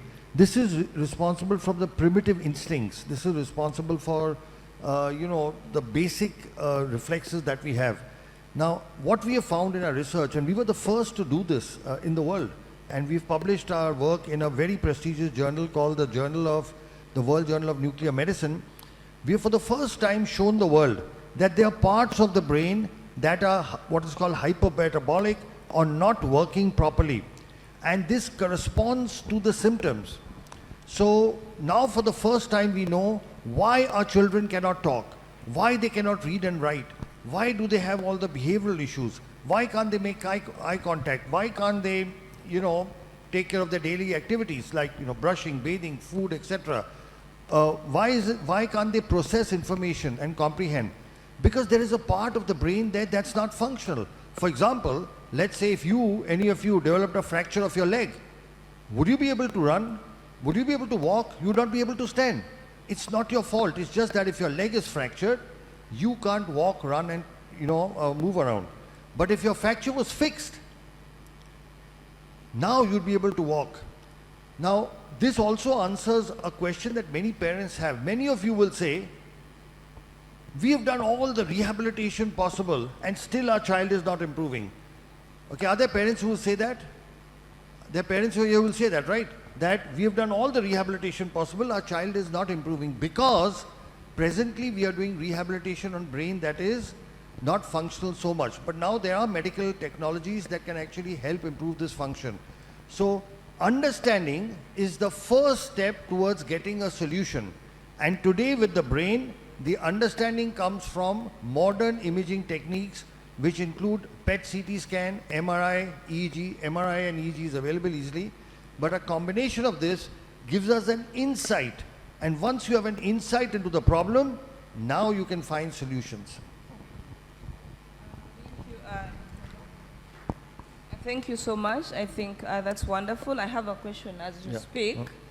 So there's this brain, you've done your imaging, you've done the PET scan, you found there's something in the brain. I've heard there are new treatment modalities, hyperbaric oxygen, therapy, ozone.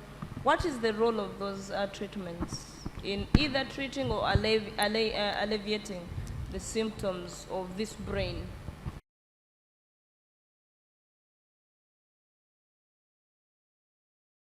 So what brain imaging has shown us is there are parts of the brain of these children which have what is called hypoxic ischemic damage. That means this brain is not receiving enough oxygen. Now, if the brain is not receiving enough oxygen, then obviously one possible solution is to give it oxygen. But just giving normal oxygen does not help. What we have found and what medical science has found is you have to give oxygen under pressure. So right now, we are breathing oxygen at 1 atmospheric pressure, all of us. Okay? And when you breathe oxygen at 1 atmospheric pressure, only the red blood cells in your body carry the oxygen. In our blood, we have got red blood cells, white blood cells, and a liquid called plasma.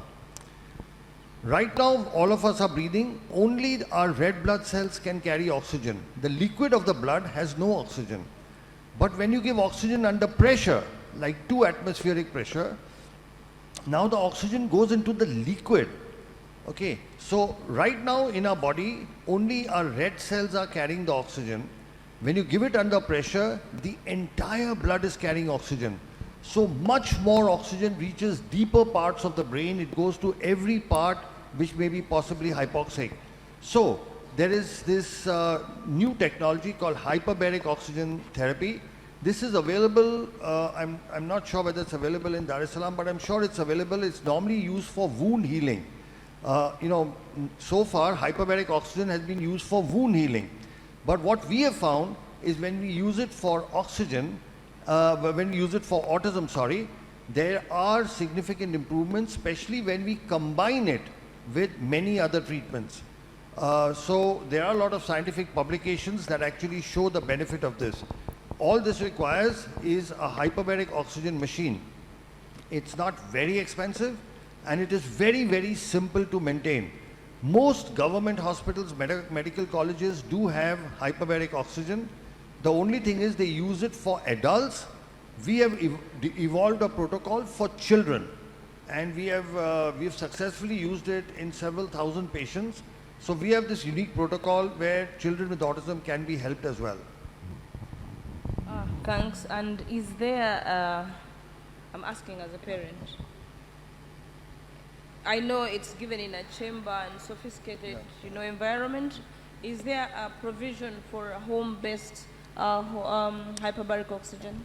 Yeah, so you do get home-based. The oxygen therapy we use, they are called heart chambers, where the pressure goes up to 2 atmospheric pressure, double of what we are breathing.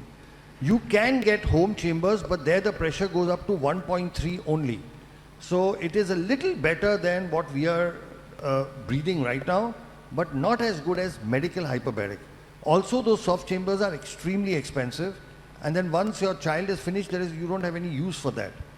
But you can give home hyperbaric, but the pressure is much less. It's 1.3, whereas we need between 1.8 to 2. Okay, thank you. Thank you very much. Dr. Alok or Dr. Nandini, the ozone therapies and the HBOT therapies, that is hyperbaric therapies, they make a lot of sense to me as a parent because I've gone through that. Can you explain to us or to parents more about the regenerative medicine or the cellular therapy, and how is it effective to autism and other neurological disorders like cerebral palsy or stroke or any other neurological disorder?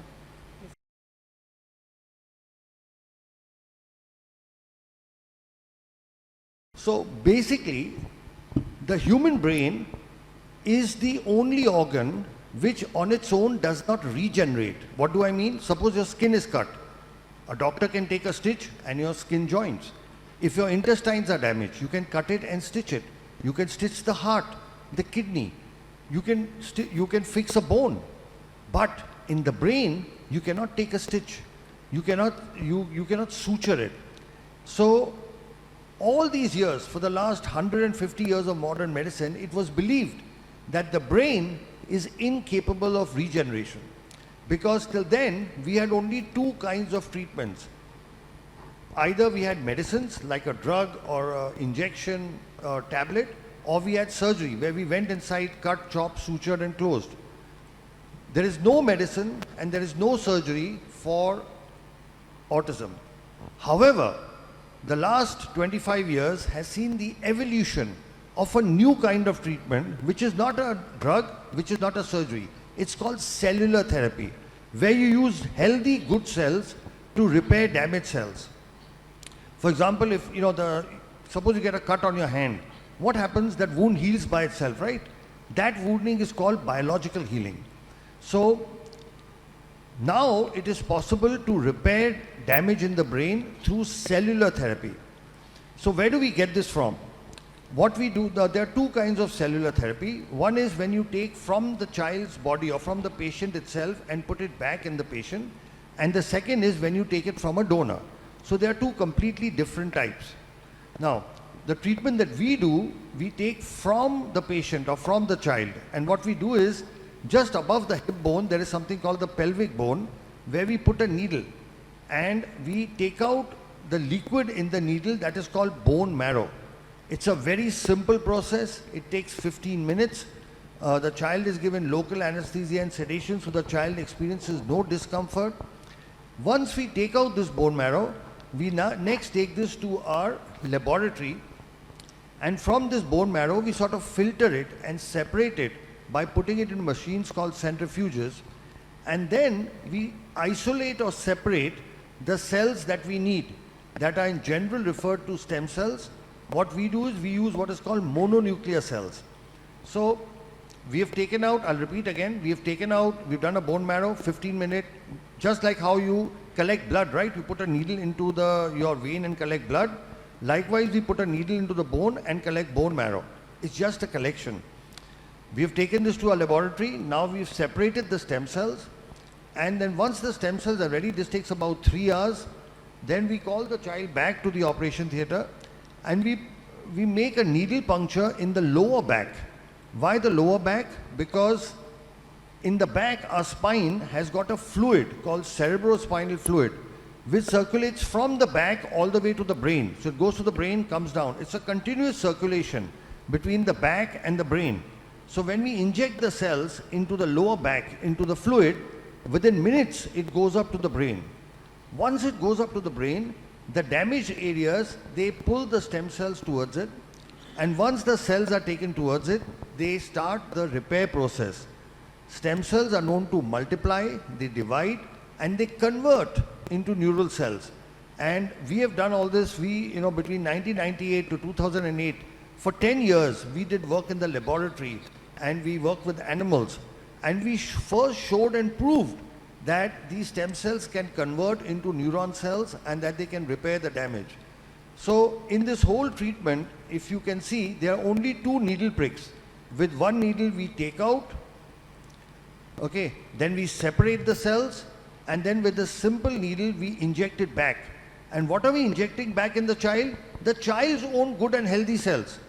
There is nothing from the outside. There is no chemical. There is no any artificial thing.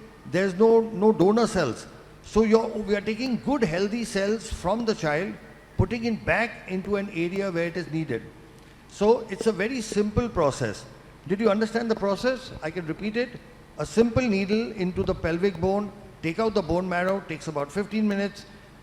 Take the bone marrow liquid, take it to the laboratory, filter it, separate the stem cells, and then call the child back and inject with a very thin needle into the lower back spinal fluid from where it travels to the brain.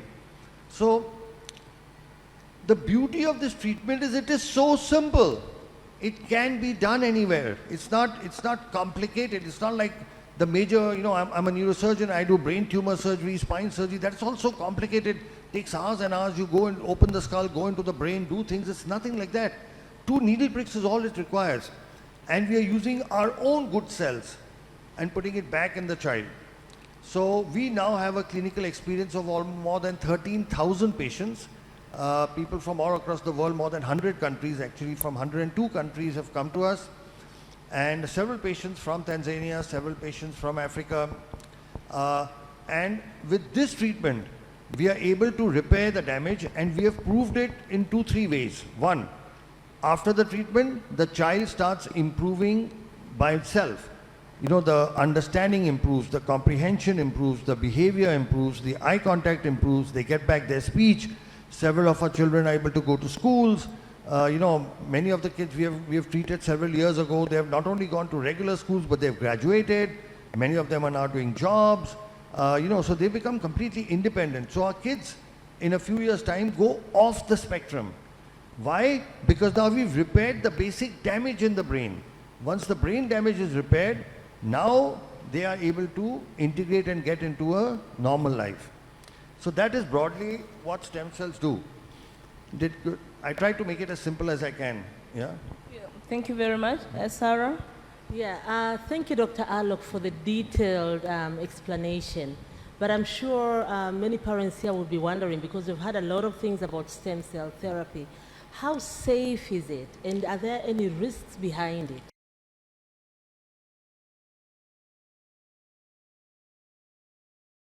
So that's the most wonderful thing about the treatment. It is 100% safe. You know, why? Because we are not operating. We are doing just 2 needle pricks. With one needle we are taking out, with one needle we are putting back, and we are using the child's own natural healthy cells and putting it back. So there is no danger or no risk. Now the only possible risk, and we have published this as well, is in children who have epilepsy. Epilepsy is convulsions, you may be aware, where there is a past history of epilepsy. In 3%, it's a small ratio, but it's 3% of the children can develop epilepsy after the treatment. But if it does happen, it is treated with medicines and it can be controlled. This risk is not there in children who don't have epilepsy.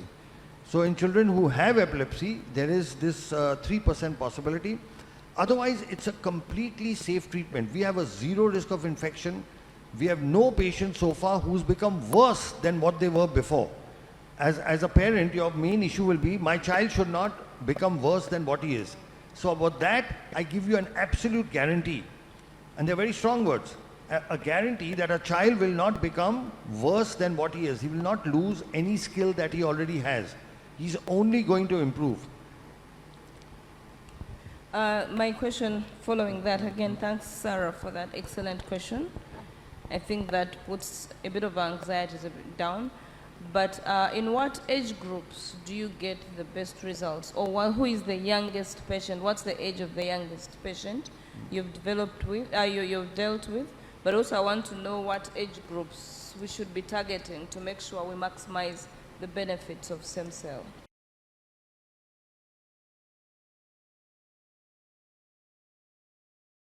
That's a very, very good question. So what our research finds is that when we treat children below 5, they have the best possible results. Now here there's something very interesting, you know, we have a doctor from Kenya, from Nairobi. He's a pediatrician, and what he does is the moment the patients are diagnosed at 2 years, okay, he sends all the patients to us for treatment at 2 years. And we will be able to reverse the autism in all of them because they've come to us very early. What our own research shows is that the earlier you treat, the better it is. Now the thing about autism is you don't make a diagnosis till about 1.5 to 2 years. So our youngest child is 18 months. We have several children we've treated at 2 years, 2.5, 3 years. We've also got children we've treated between 5, 10. The oldest I've treated is a 38-year-old boy. So now there is a wide range, but like in any other, you take any other disorder, any other, what we don't consider autism a disease, by the way, so I don't want to compare it, but any other disorder, the earlier you treat, the better it is.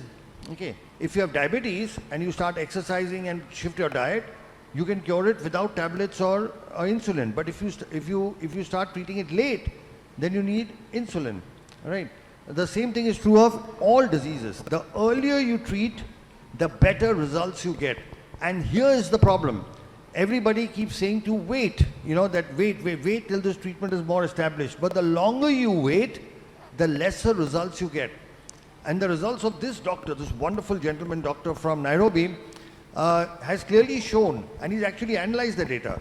You send children at 2 years and you can almost completely reverse the autism. Thank you. Let me ask, you're talking about a doctor from Nairobi who sends patients as young as they are 2 years old.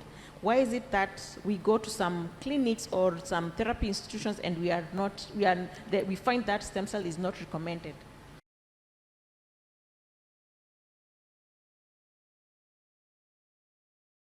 Okay, that's a very interesting question. See, I'll tell you, and I say this openly, I don't mind saying it, all of us in Asia and Africa have what I call a colonial hangover. They're very strong words. What do I mean by that? When a doctor from the Western countries, from America, England, with a tag from Harvard, Oxford, Stanford comes, all Asian and African doctors start believing in them. All right? But when work comes from Asia and Africa, we don't believe in our own people. Now, stem cell therapy has evolved in the East.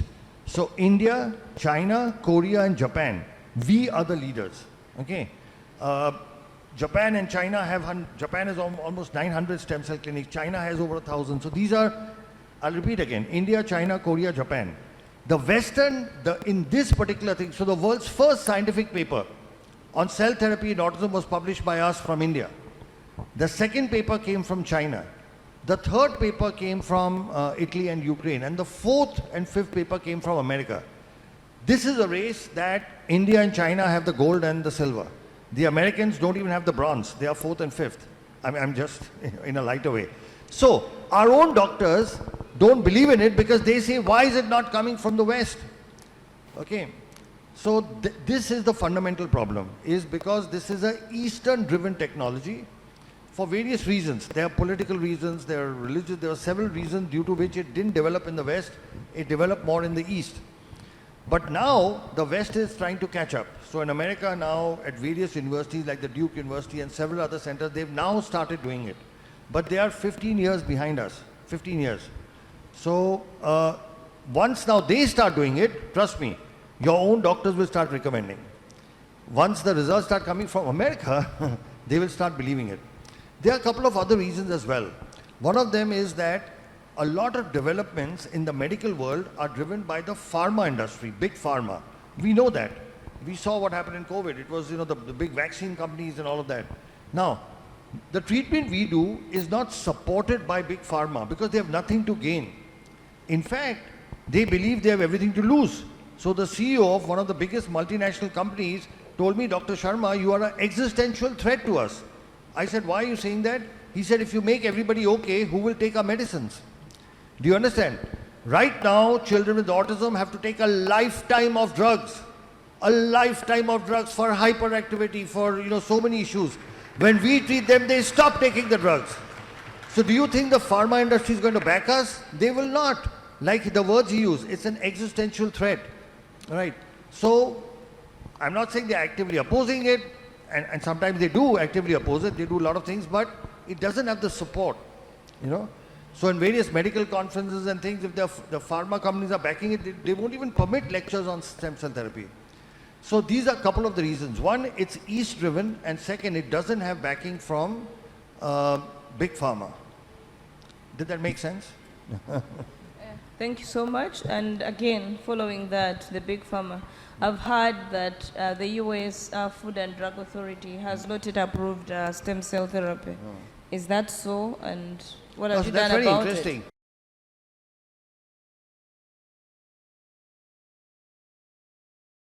Because, like I told you, stem cell therapy has got autologous as well as things which are manufactured by companies and sold as donor. In August of 2022, a district court in the United States passed a beautiful judgment which actually said that when you take from the patient and put it back in the patient, you do not require FDA approval because FDA is Food and Drug Administration, and when you take from a patient, put it in a patient, it's not a food, it's not a drug, it's a procedure.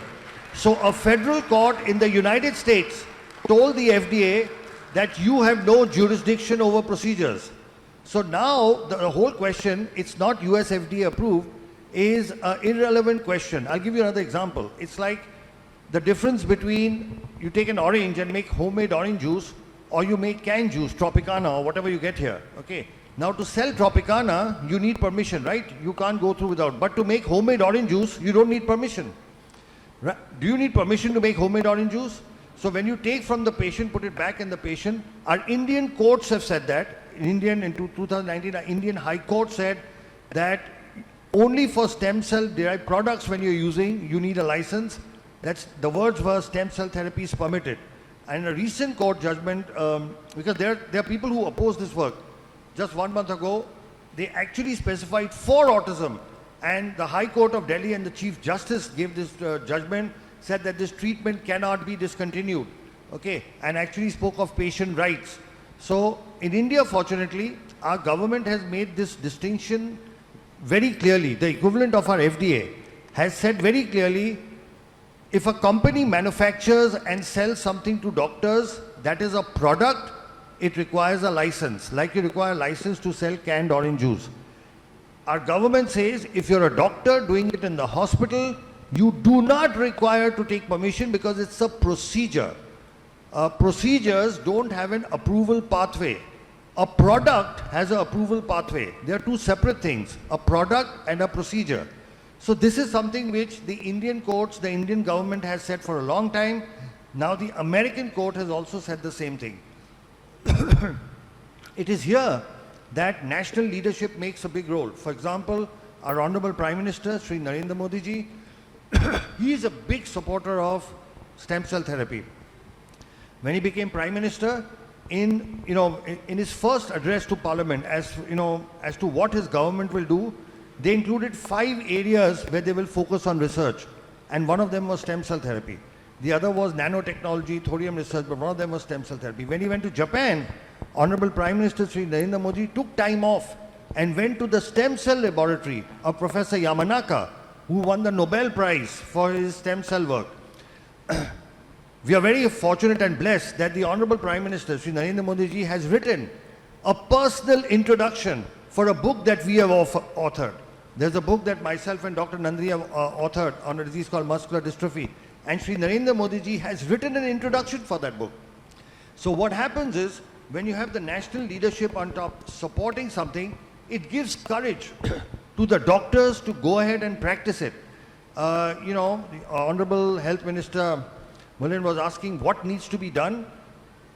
Before the equipment, before the infrastructure, the government has to make policies and rules, and we'll share with you some of which are there from our country, so that other doctors have become comfortable in doing this.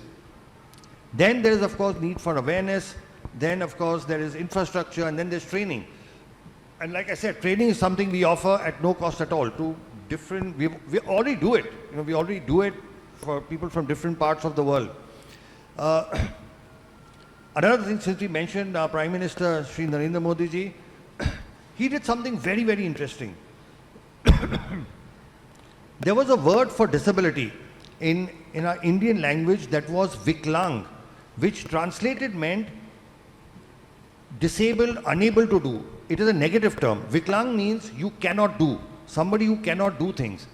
And he officially changed the local word for disability from Viklang to Divyang, which means specially gifted.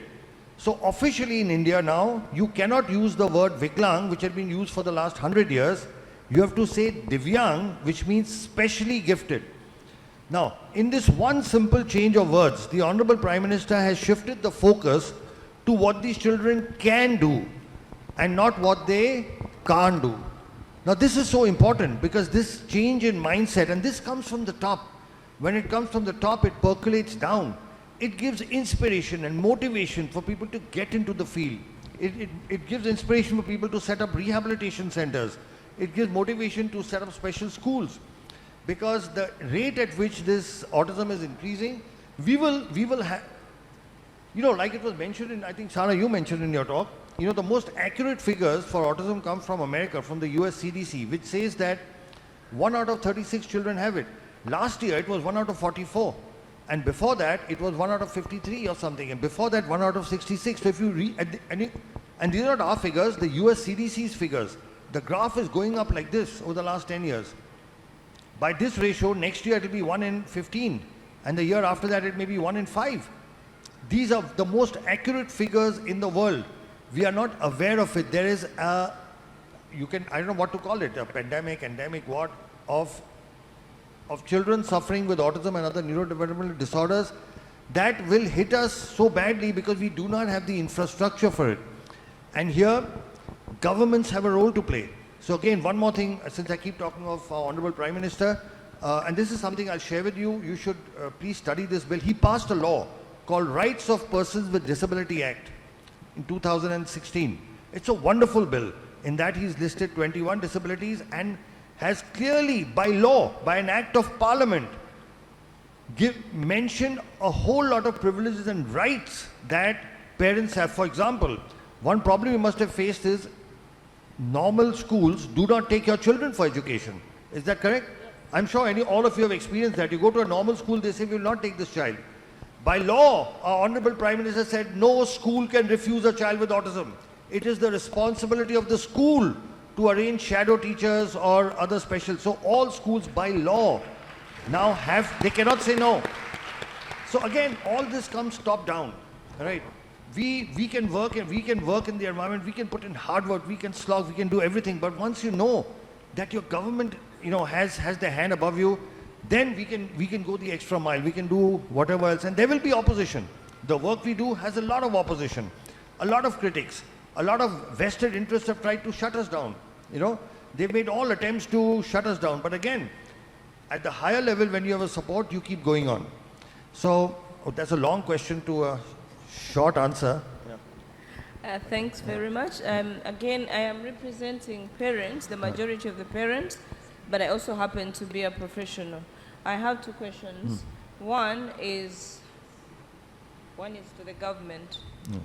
I think in East Africa, maybe I would speak for East Africa that I know most, we do not know the magnitude. We do not know how many people are living with autism because we haven't done the researches that document those figures. It's only a few of us that can come out and say we have children living with autism, but we do not know how many out there they are.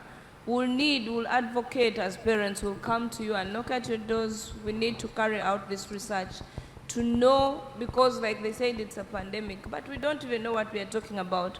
We need funds, we need a budget aside to get into the nitty-gritties and know how many children we are planning for that are living with autism. That's not a question, it's a plea to the government. My question is, as a mother with a child on the spectrum, I take my child for treatment and the child is, given whatever they are given. But as a mother, I think I'm more autistic than my child. I have the worries because I understand what autism is. And I worry about the future of this child. Do you have anything for us as parents to also manage those symptoms that we display of anxiety, of depression, of hyperactivity? Because when you go to a hospital, I can tell you some of the parents will slap the doctors because they are frustrated and angry. Do you have anything for us or any advice for us as parents? That's one question. I'm happy you're clapping for me because it's been a journey. You actually, even when you go to church and your child is discriminated, you're angry and frustrated and rude. Then the other is, what is my role in all this you're talking about as a parent in the management of this autistic child?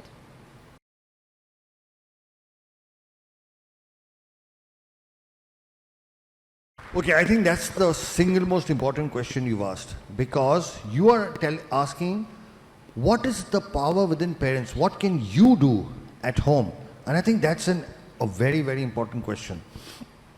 So let me start with, there could be multiple answers to this, Dr. Olivia. First, I want to appreciate and thank you for coordinating this because you are a parent as well as a doctor. That's why I think they've decided to keep you in the middle. You have parents there and doctors here. But I want to talk about several things. So first thing, there is actually research that has happened in India which has shown that every mother, especially mothers of children with special needs, go through depression, anxiety, and severe psychological, upheavals. Many of them even contemplate suicide. We've had several mothers who've actually not just thought of, but attempted suicide, and not just once, 2 or 3 times. And whereas for others, they may not understand, I think as mothers, you will understand why a mother would want to commit suicide, because it's just so difficult to handle.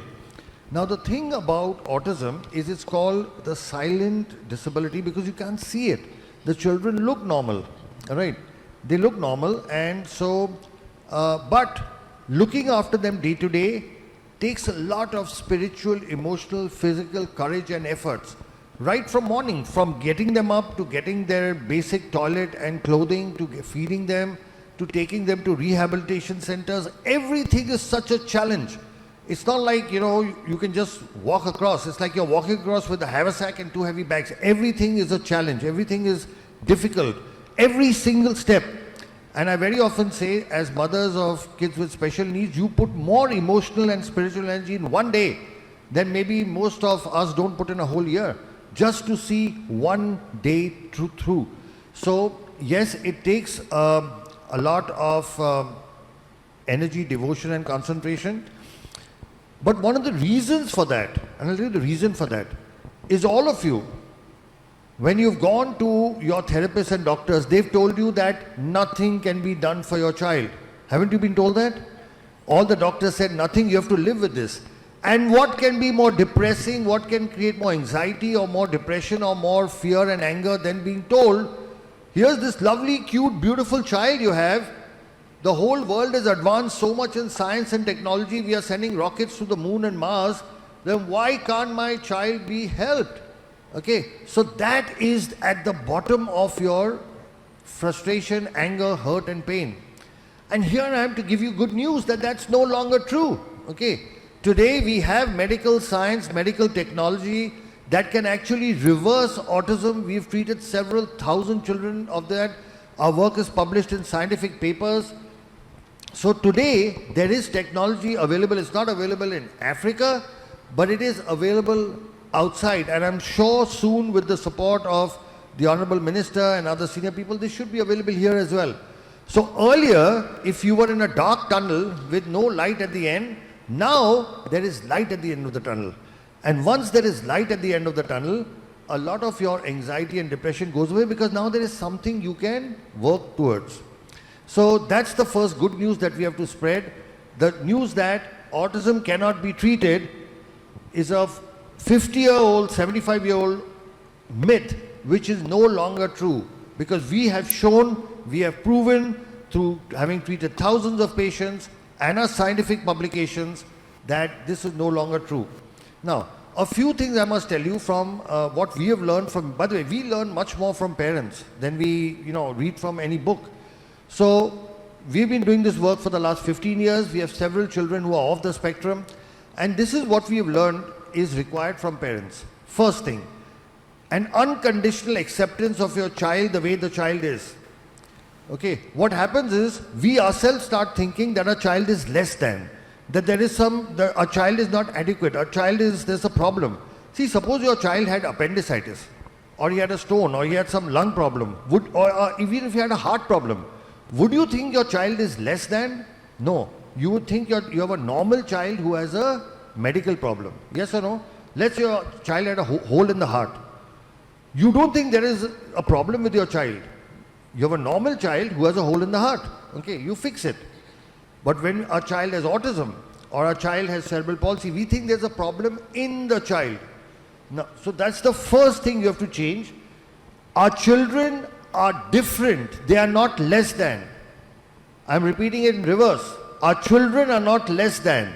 They are different. Just like somebody can be tall and somebody can be short, somebody can be fair and somebody can be dark, somebody can have black eyes and somebody can have blue eyes. Some people have brains like us and some people have brains like our kids with autism. That is the only problem, and that is something which can be fixed. So the first thing we have learned is we have to accept our children the way they are. In no way be embarrassed or ashamed or look at them as less than. Be proud of what our children are accomplishing despite their limitations. Step one. Step two, what we have learned is the importance of family. Nobody talks about that. All right? What we have found is when the family works together as a solid unit, the children tend to do much better. Very often what we find is the entire burden comes on to the mothers. And here I'd like to address the fathers in the audience, if there are any fathers, that the father has a very important role to play. See, majority of kids with autism are boys. There's a 4:1 ratio. And as I'll address all the fathers. When we were small, who did we look up to? We looked up to our fathers for behavior, right? The mother was for love, affection, food and all that. We always looked up to our fathers. Kids with special needs also look up to their fathers. But unfortunately, fathers have to make a living, they have to work, they are outside, and they are not able to spend enough time. What we have found is that when fathers spend time with autism boys, the kids recover much more and much faster. We've actually found that what it takes an autism father 1 hour to teach, it takes the mother 4 hours to teach the same thing. Not because the mother is not a good teacher, because the children learn faster from their father. So we have found that family is the single most important thing, and that kids whose families are supportive when they work as a team. Who wins a cricket match or a football match or a hockey match? The better team. And the family is also a team. And when the family works in sync, with the mother doing some things, the father doing some things, the other brothers and sisters doing others, grandparents have a very important role to play. In fact, we find that children who live with their grandparents tend to do a little better, because grandparents have also a big influence. Our Honorable former Prime Minister, grandparents have a very important, we've actually found this, that kids who stay in joint families with their grandparents tend to do overall better, because a grandfather's love and a grandmother's love and the teaching is different from, I'm not saying it's better or worse, it's just different. So family as a unit is extremely important, you know. So I spoke of unconditional acceptance, then I spoke of family working as a unit with fathers needing to give time. We do everything else. You supply your child with all the money and all the facilities, and you pay for everything. But what your child needs is your time. If you can just keep 2 or 3 hours aside every day for your child will do very, very well. Then what we have found is, from a medical point of view, if you take a combination of our cell therapy, hyperbaric oxygen, and rehabilitation, we find that this helps in getting the children to a normal life much faster. Now, what is the role of all of this? The brain is like a computer. A computer's got hardware and a computer's got software. Cell therapy fixes the hardware only. Software comes from rehabilitation, and software comes from the family, because that is what trains the brain. So a combination of cell therapy and oxygen therapy, which fixes the hardware, of rehabilitation and a good environment at home that fixes the software, and our children will be able to recover. So this is the next thing, the medical treatment. Then, apart from this, there is something very special we found. We found that almost all these children have some special ability or the other. Okay, but it was not seen till you did cell therapy, because now the brain was partially damaged, and so you could not see what is special. What we have found is, once we repair the damage in the brain with our cell therapy, now you can start seeing the special abilities. And we have kids who are brilliant in numbers. There are kids who are, running at the age of 11, running chemical factories. We've got, if I tell you some of the things, you'll not even believe them. We have a child who can actually read your mind after. A child who, after STEM therapy, has improved to the point that if you think of a number, the child can actually tell you what. And they are amazing ability. They're called savants. There are kids who you tell them any date in the future. Any date, you say 23rd July 2030, and they will tell you in an instant what day it is. It's Wednesday. And I don't know if you know, but Elon Musk, the world's richest man today, had autism. You can Google him. He talks about his autism. But this man changed the world. Albert Einstein had autism. Okay? But this man, and he could not read, he could not speak or read or write for very late in life. And then this man changed the world. Several of our tech geniuses, they don't have autism, but they've had difficulty in studying, learning, Bill Gates, Steve Jobs. They never graduated from college, all right? But these are people who changed the world. Leonardo da Vinci is believed to have had autism. So these are exceptionally gifted people. So the one thing that you have to do, see, you are talking about bringing your children to normal. I'm saying once you get, they do exceptional things. They do the most brilliant things. And that is proven by already. Look at Elon Musk. He talks about his autism. He doesn't hide it. He says he had this, but he changed the world. So we have to change our thinking. Instead of looking at what they can't do, we have to look at what is special about them. Like what our Honorable Prime Minister said by changing the name. He said, don't look at what they can't do. Look at what is the special gift in them. So with this combination of things, like I said, unconditional acceptance, the family working as a unit, the medically, a combination of cell therapy, hyperbaric, along with rehabilitation. And rehabilitation, like Dr. Nandini said, needs to be comprehensive. You need to be able to do all the rehab. You can't just do one. People think they go to just one specialty and my child will be okay. No. You need all the specialties together, comprehensive rehab, and then our children will be able to come out. So I hope that answered your question. Yes, so maybe, wow, this is like a ray of new hope. Yeah. I'm sure all the parents here, some of them who might have lost hope, but with everything that you've explained, it's actually truly inspirational. So my question is, you've spoken about stem cell therapy, and I'm sure in the minds of many parents, they are wondering, wow, it's expensive going to India. Before even you think about how much the operation cost, you think about even the air ticket and the flight and accommodation and everything. So is there any plan to bring this in Africa?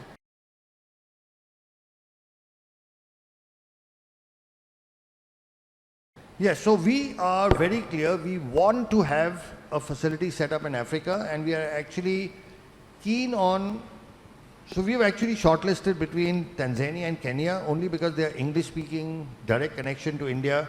So to give you a background, for example, the government of the Bahamas actually invited us and gave us permission to start this, and we've just been there recently, and in 6 months, we are going to open a full-fledged facility in the Bahamas. This is to cater to, the facility will be in Nassau, their capital, and there we have government permission. Just like, again, we have a former Prime Minister with us, there we have a former Prime Minister working with us, and we have government permission. Because we have government permission, we are setting up a facility there. We are very keen on making something available in Africa itself, and we would like to have it in Eastern Africa simply because of our closer cultural connections, easy, short distance of travel, direct flights and all that. And we have people like you, mothers like you who would back it up. So yes, we want to bring this to Africa, but it's not easy. It will require, permission right from the top, from governments. It will require infrastructure. It requires resources. But this is something which you as people, because the most powerful voice on the planet is that of a mother, is that of parents. When you speak out, honorable ministers, prime ministers and presidents have to listen, because we all democracies, they represent us. So your voice is what is important. Not us, we've come, we've shared our information, we can share our technology, but your voice is what is important. You have to ask for it. You have to show, show what's happening. Right now, there are so many people going from Africa outside for the treatment. It's high time Africa had its own stem cell facility, which would not be just for Tanzania or for Kenya or wherever, but for the whole continent. So people would not have to travel long distances. So we are very keen, we are willing to partner. But this is something which you people have to take the initiative. You have to, eventually it's all about people. It's your voice. Thank you very much. I think we are coming to the end of this session. Mothers, you've heard, we have a great voice. Let's get together and advocate for this. Fathers, please support us. Don't abandon us. Be with us. This is a journey that we have to walk together. And there is hope that we can say bye to autism, but only if we put in our every energy to support these children, seek the available treatment options. I think we can say bye to autism for the most part.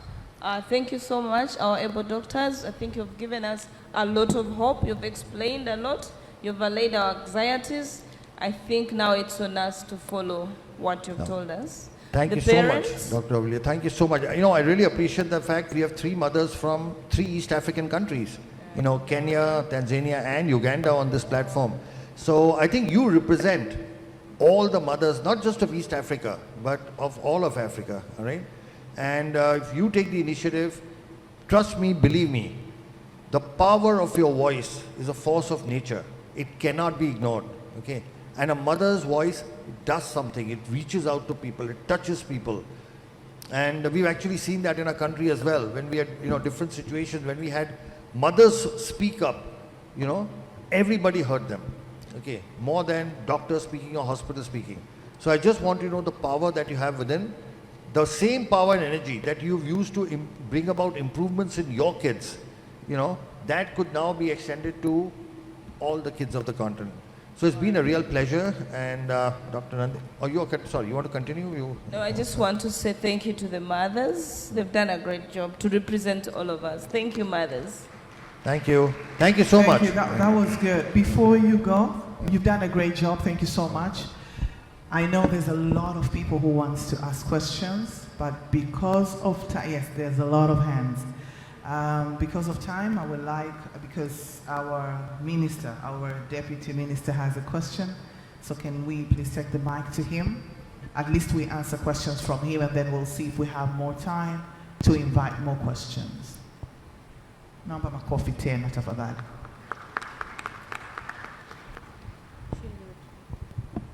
Karibu sana mheshimiwa. I don't think it is a question, it's just good news perhaps.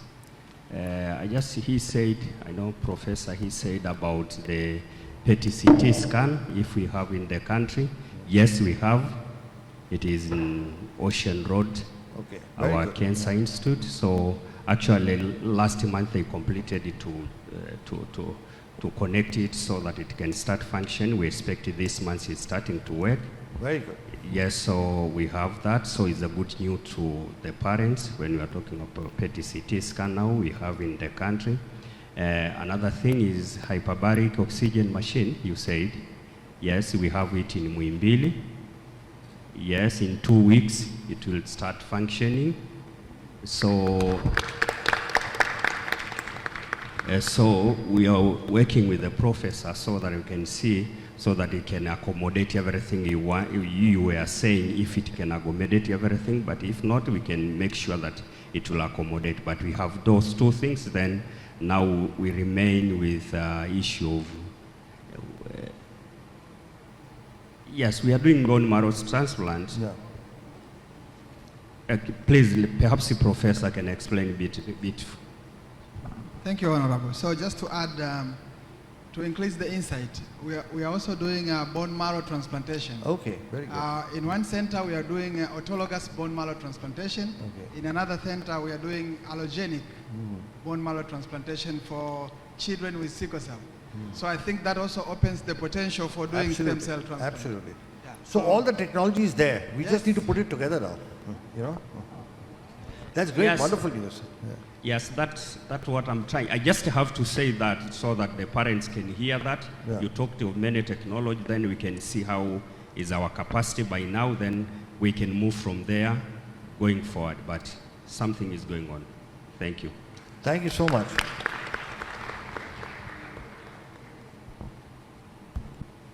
Okay, thank you so much, our dear Deputy Minister of Health, for the additions. And I would like to also, with due respect, call you, Honorable Deputy Minister, to come on stage and give these beautiful people something that we've prepared for them. So please, if you don't mind, kindly come on stage. The panel discussion was great. Thank you so much.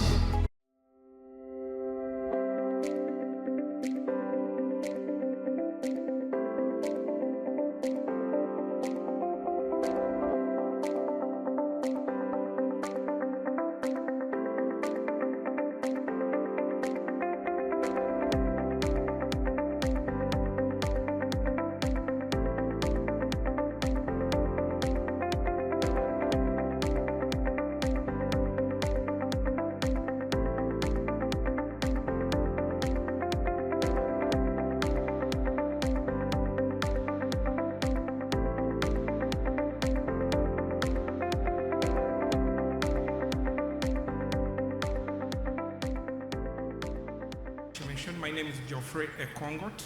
I'm the chairman of Autism Society Uganda. It's an honor to be here and to play this role on the International Day of the World Disability Day.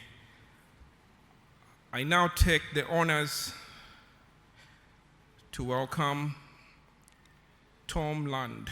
But before I welcome him, Tom Land, also known as Thomas Land, was diagnosed with autism at 13 years old. Since accepting his diagnosis, Thomas has been recognized as an author, speaker, and emerging leader in the autism community. Tom Land is the world's first Toastmasters accredited speaker with autism.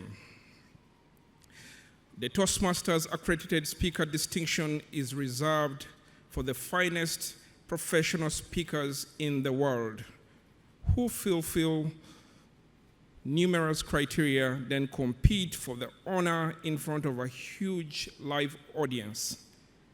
Now, imagine having autism and meeting that challenge, because that's exactly what Tom did. Tom is one of only 90 accredited speakers in the world, and the only one with autism. He is certified human potential coach and professional diversity and inclusion consultant. He is poised and ready to share his positive energy and inspiring messages as an end keynote speaker, corporate trainer, and consultant to organizations across the country. He also spoke on the TEDx stage to impart wisdom and inspire others with his talk titled, How to Come to Life. He is the author of the award-winning bestseller, Come to Life, Your Guide to Self-Discovery, and recently published his second book, My Glass is Full, Stories of Putting Mental Health First. He recently set a Guinness World Record as the world's oldest person with autism to finish a full Ironman triathlon. I once again welcome Tom Land to present his topic, Come to Life, Preparing for the Transition and Your Future. Mr. Tom Land, you're welcome on stage.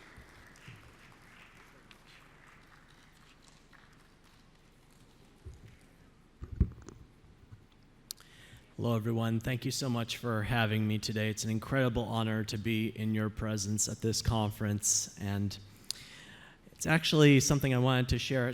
I have a bucket list, 101 things I want to do before I die, and one of them is to give a keynote at an international autism conference. So with this speech, check. This is also my first time in Africa, and I've now visited every continent in the world except Antarctica, so if anybody knows how to get down there, see me after the speech. I want to break the ice with a quick question.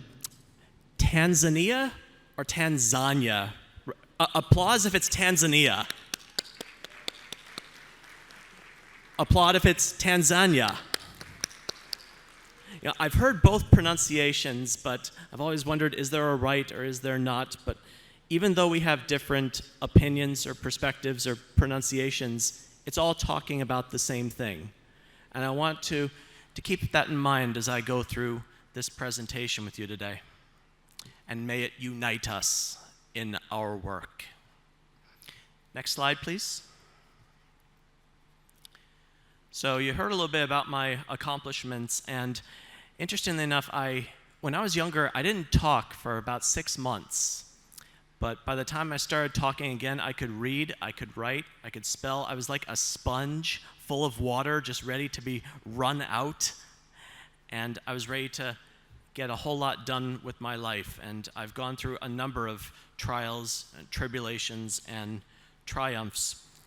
But each of these accomplishments that I have has a deeper, bigger meaning to them. And I'll be sharing what those are about. And you may notice at the bottom there that you heard about my Ironman record. 6 weeks ago, I broke my own record. I did another full Ironman, so I'm a year older, and I'll be put in the Guinness Book of World Records again.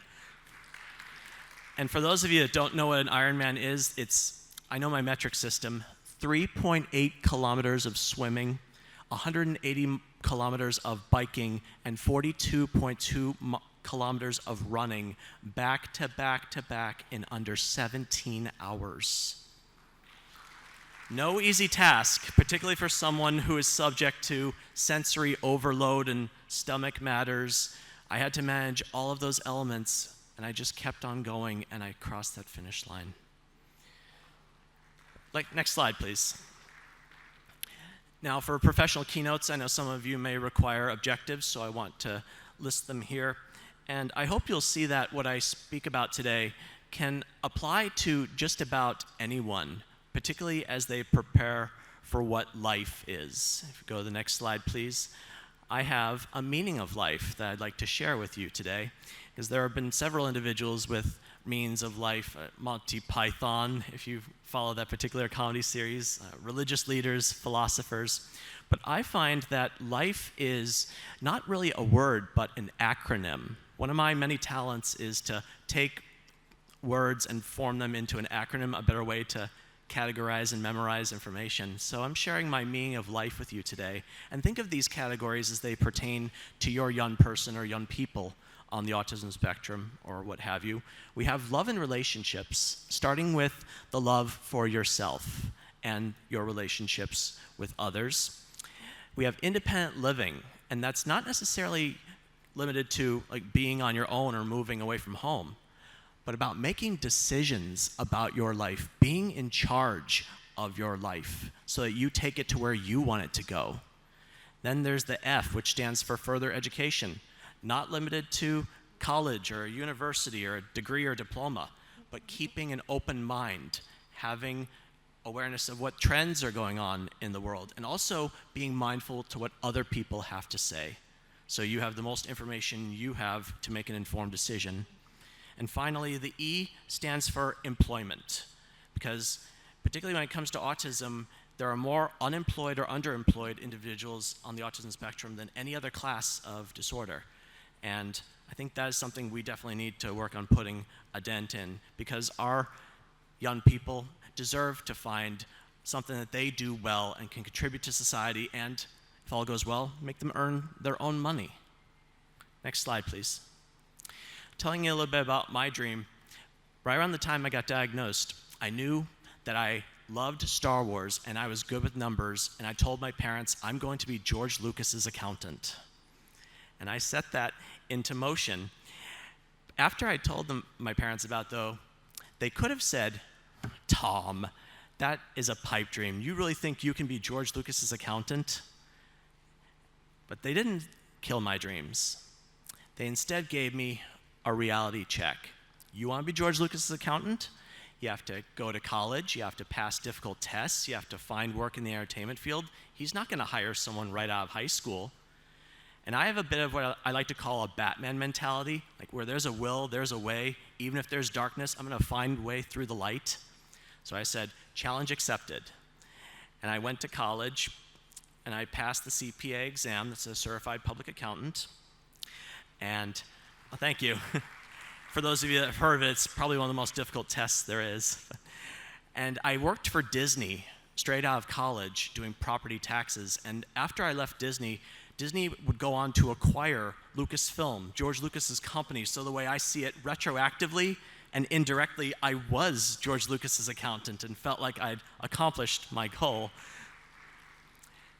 And I had several years as an accountant, worked in a Big Four accounting firm internship, had some temp jobs, but I finally got something I was striving for, and you might want to write this down for your young people. Please write down permanent, full-time employment with benefits. Permanent, full-time employment with benefits. And if possible, gainful employment so they can make enough money and save for a rainy day. That was something I was striving for my entire career, and I finally got to that level working as a CPA in the corporate environment, in the private sector. But if you go to the next slide, and I think you may have already seen it, the one with the laptop, it cost my physical, mental, and emotional health to get to that financial level. I dreaded going to a desk, sitting there all day, crunching numbers that would not matter in a few years. At the same time, I also saw and heard stories from my peers crashing and burning in life because they did not know themselves. They did not love themselves, and they were not being themselves. So 8 years ago, I decided to leave my accounting career behind completely, put in my 2 weeks notice at work, and now I give speeches, I tell stories, I do coaching, I do consulting. So I want to reach people on a personal level. And yes, let's go to the Toastmasters slide next. Because after I left accounting, I knew I had to better my public speaking. Back about 2 slides, please. I knew I had to better my public speaking skills. And mind you, we fear dying more than speaking in front of an audience. Wouldn't you agree? You wouldn't want to be up here right now doing this, would you? Or maybe you would, but I've found that if I can master the art of public speaking, I could probably cheat death, but at the very least, I can tell a story, do something that will resonate with you. So the Toastmasters organization has an accredited speaker program designed for those that have mastered the art of public speaking and apply it to a particular trade or line of work. And for someone on the autism spectrum, which is a social communication disorder, and being able to master the art of public speaking, which is essentially socializing and communicating, I wanted to show myself, my peers, and the world that you too can break barriers. You can overcome obstacles. You can shatter ceilings and stereotypes by showing people that it can be done. So thank you. So that's why I went for the accredited speaker designation. And if you go to the next slide after that about the human potential coach. Right before the pandemic, I got certified as a human potential coach because speeches are one thing, but I wanted to reach people on a personal level and find out what's really going on with them, get to the root of who they are and how they can make the world a better place. And today is the International Day of Persons with Disabilities. I was at the United Nations 4 years ago in New York describing why people on the autism spectrum deserve equal employment opportunities. And the United Nations has sustainable development goals that they want to fulfill by the year 2030. And if any of you happen to see my lapel pin here, I have a pin with those sustainable development goals illustrated. And if you go to the next slide, I have a long-standing partnership with the Los Angeles Police Department Mental Evaluation Unit because law enforcement, police officers, people that protect our community, our young people are likely going to have an encounter with them. They may not have had one yet, but there's a very good chance that they will. And our officers need to know what to do. So I share my stories and give them pointers on how they can best serve our population. But there's another thing that was overlooked that my mother and I put into play. Next slide, please. And that is to teach our young people what they need to know when it comes to interacting with the police. Because ladies and gentlemen, just training the police is not enough anymore. Our young people need to know how to interact with the police. And this could mean the difference, the knowledge that they get from this movie, Be Safe, which my mother created based on stories from my own experience. Granted, I've never been arrested or imprisoned, and I'd like to keep it that way. But I've heard stories, and my mother was a consultant for families who unfortunately had a young person who wound up on the wrong side of the law. So I urge you to use Be Safe or similar tools that might be at your disposal to show young people how to interact with the police. That could mean the difference between freedom and imprisonment, or even life and death. Next slide, please. So looking at those life outcomes, the LIFE I brought up earlier, raise your hand if you think our population's having good outcomes based on current circumstances. I'm not seeing many hands out there at all. And that's kind of the point, because if you go to the next slide here, particularly when it comes to becoming an adult or accepting a high school diploma, those seem to be, at least in the United States where I come from, the things that make the services amongst our young people just disappear. They fall off that cliff. They were getting services in school, but once they become a legal adult or get that high school diploma, it's like, you're on your own, goodbye, good luck. And that's not right. Because if anything, autism does not disappear when you turn 18 or get a high school diploma. If anything, adults need more services than most. They need that support. It is a lifelong condition. And we can do better to support our adults as they grow up and walk through life, figure out who they are, what they want to do, and how they can make the world a better place. Next slide, please. So how do we empower individuals with autism and improve those outcomes when it comes to life? And that brings us to the next slide, which is a book that I wrote called Come to Life. After I left accounting, my mother and I put our heads together and decided to write a book sharing my secrets to success. Because a lot of times people are lost when it comes to what's out there for them, or when they turn 18, it's like, now what? And when I started college, I had a huge realization that there were so many choices that had been made for me, like my classes were decided for me. I was now at the point where I had to be the one to make decisions. Ladies and gentlemen, life doesn't come to you. It's up to you to come to life. And that's why I named the book Come to Life. I think too many of our young people are sitting back at home waiting for some kind of miracle to just drop into their lap. You have to be the one to go out there and find what you're looking for. Pursue the success and the life that you crave. Nowadays, those go-getters are being the ones that go out there and make things happen. They are the ones that are taking charge and being the change they want to see in their lives, as Gandhi would say. So I explained to my peers in the chapters of Come to Life, which I'll be going over with you today, how they can be their best selves. Next slide, please. Beginning with chapter 1, driving your life forward. Now, mind you, you do not have to know how to drive or operate a vehicle to drive your life forward. Wouldn't you agree? But as far as where you are in the car of life, if you will, you could be in the driver's seat, you know where you're going, you can get yourself there. Or maybe you're in the passenger side, you have an idea of where you want to go, you're telling someone else to help you get there. Or maybe you're in the back seat of the car. You don't know where you're going, may not even care where you're going, you're just along for the ride. Raise your hand if you think your young person's in the back seat right now. Okay, we've got a few people, but really what Come to Life is all about is about getting our young people out of the back seat and at least into the front so they have some say in where their life is going. That is the foundation for success. Next slide, please. Now, one of the first questions my mother asked me as we were getting this book together, she asked me, if you could tell your peers one thing, what your secrets to success are, what would it be? And I said, know yourself, love yourself, be yourself.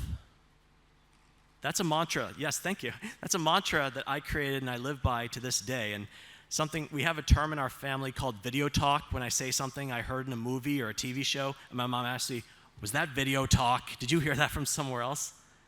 I said, no, that came from up here and in here.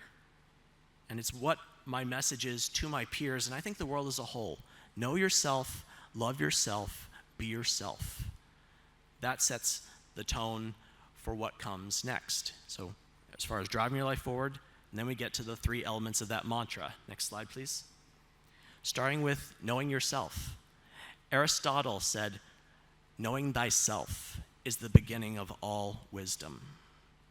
And this is particularly true when it comes to a diagnosis or a condition you may have.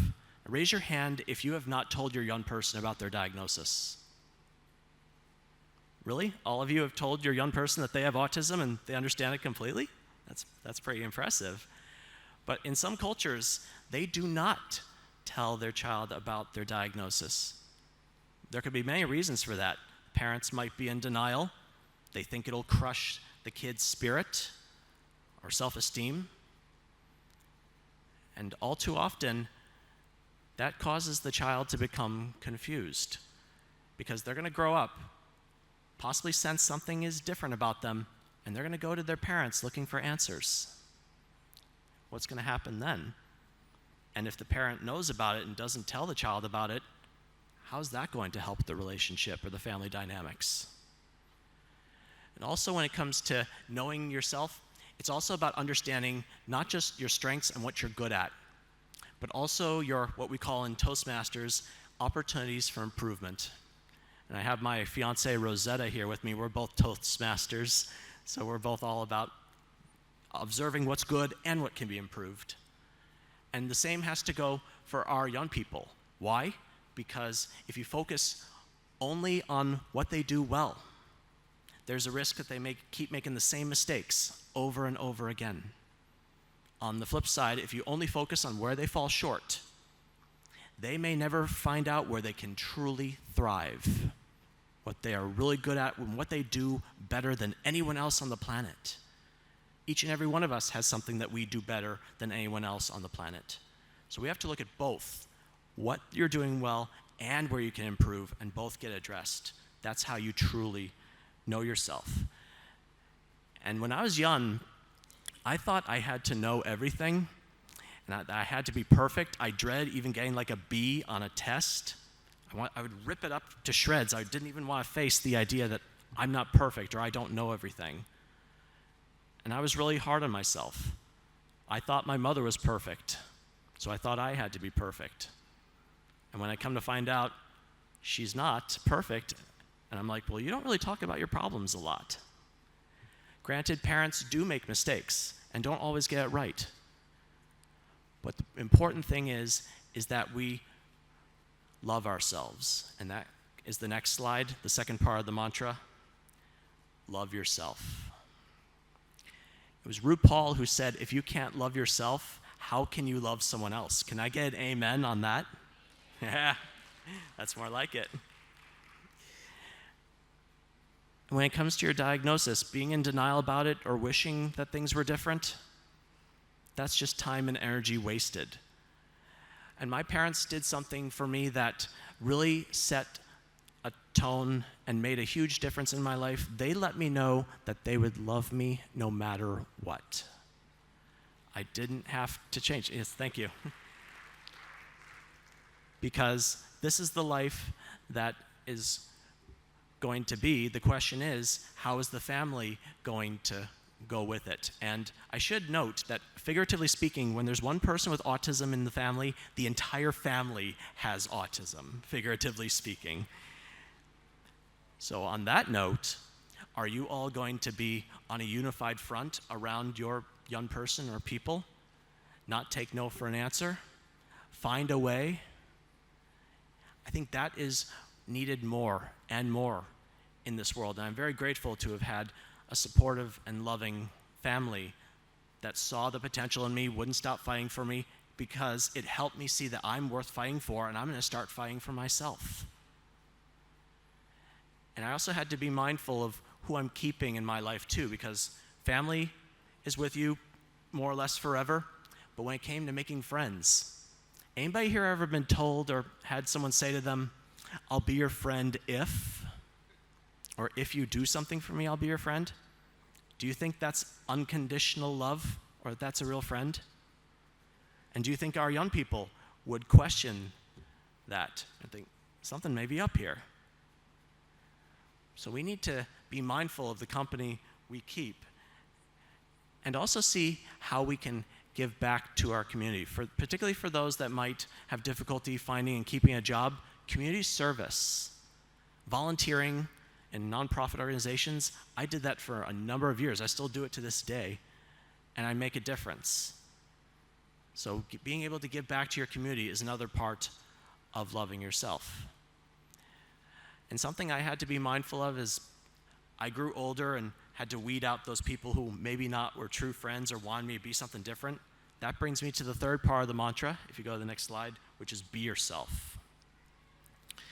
It was Coco Chanel who said, beauty begins when you decide to be yourself. And this gets a little bit controversial at times, because each and every one of you, I imagine, has some kind of idea or vision as to what your young person's life might be like or look like.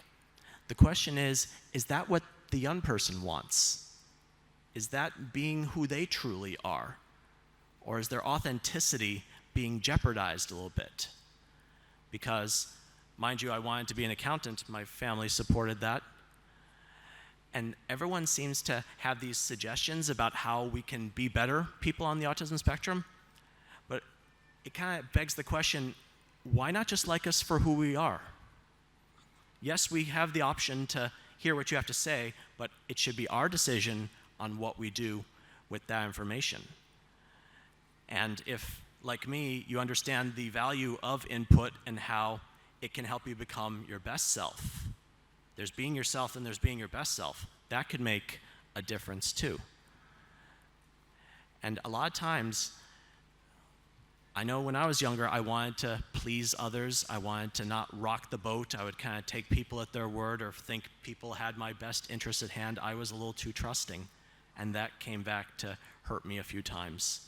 So at the end of the day, I decided I'm going to hear what people have to say, but I have the final decision. And they should be willing and able to respect that. Wouldn't you agree? So as we look at our young people and their lives, ask yourself if you're letting them live the life that they want to live. And if they don't know what that is, what kind of life they want to live, maybe they need more guidance on what that is and what kind of options are available to them. Which brings us to the next chapter in Come to Life. Next slide. Finding your niche, or niche, depending on your pronunciation preference. Because a niche is a little hole in the wall where a piece of art or statue fits right in. And each of our young people deserve to find a place where they fit in, where they do well, where they can shine, and their talents can be put to good use. Unfortunately, not everyone seems to have all the opportunities to go out there and find out what that niche is. Whether they're staying at home, could be by choice or not. And even in today's virtual world, sometimes going into a virtual chat room or where the action is, that's part of finding your niche. And also understanding that as we grow older, our niches, where we fit in, change over time as well. And speaking of change, it's happening all around us. Like, I'm not the same person I was 5 years ago, 5 months ago, or even 5 minutes ago. So the change is happening all around us, and I think there's a lot of resistance to it, or like you want to fight the elements and not want things to change, everything to be constant, predictable, and unchangeable. But ladies and gentlemen, what if I told you the only constant, predictable, unchangeable part of our lives is change? That is what's going to be happening whether you choose to accept it or not. So with that being said, finding a way to let change or make change work in your favor. Find ways to adapt, change, evolve, grow, and see where that can take you. Let's go to the next slide, chapter 6. Find your voice. Find your voice, and more importantly, use your voice. Wouldn't you agree? You could find your voice, but if you're not using it, not doing its purpose, right? As I mentioned earlier, accepting that you must be the change you want to see in your life. Now, by a show of hands, in meetings such as IEPs that you may have with your young person, raise your hand if your young person is not present at these meetings about their future. Okay, so a few of you may not have your young person present at meetings about their future. Well, getting back to that car example, not having them present at the meeting, that's like them not even being in the car at all. Wouldn't you agree? It's like taking them, getting them out of the seat that they're in, leaving them on the side of the road, and you driving off without them. And they may or may not have the tools to call an Uber or follow you or catch up or call for help. It's like leaving them in the dust. And parents, you are your child's voice now. Who's going to be your child's voice after you die? A family member? An elected representative? How about the young person themselves? And I want to really make sure that even those who may not or have difficulty speaking, they can still find a way to communicate. Just because someone isn't speaking doesn't mean they don't have something to say. Do you agree? Let's go to the next slide.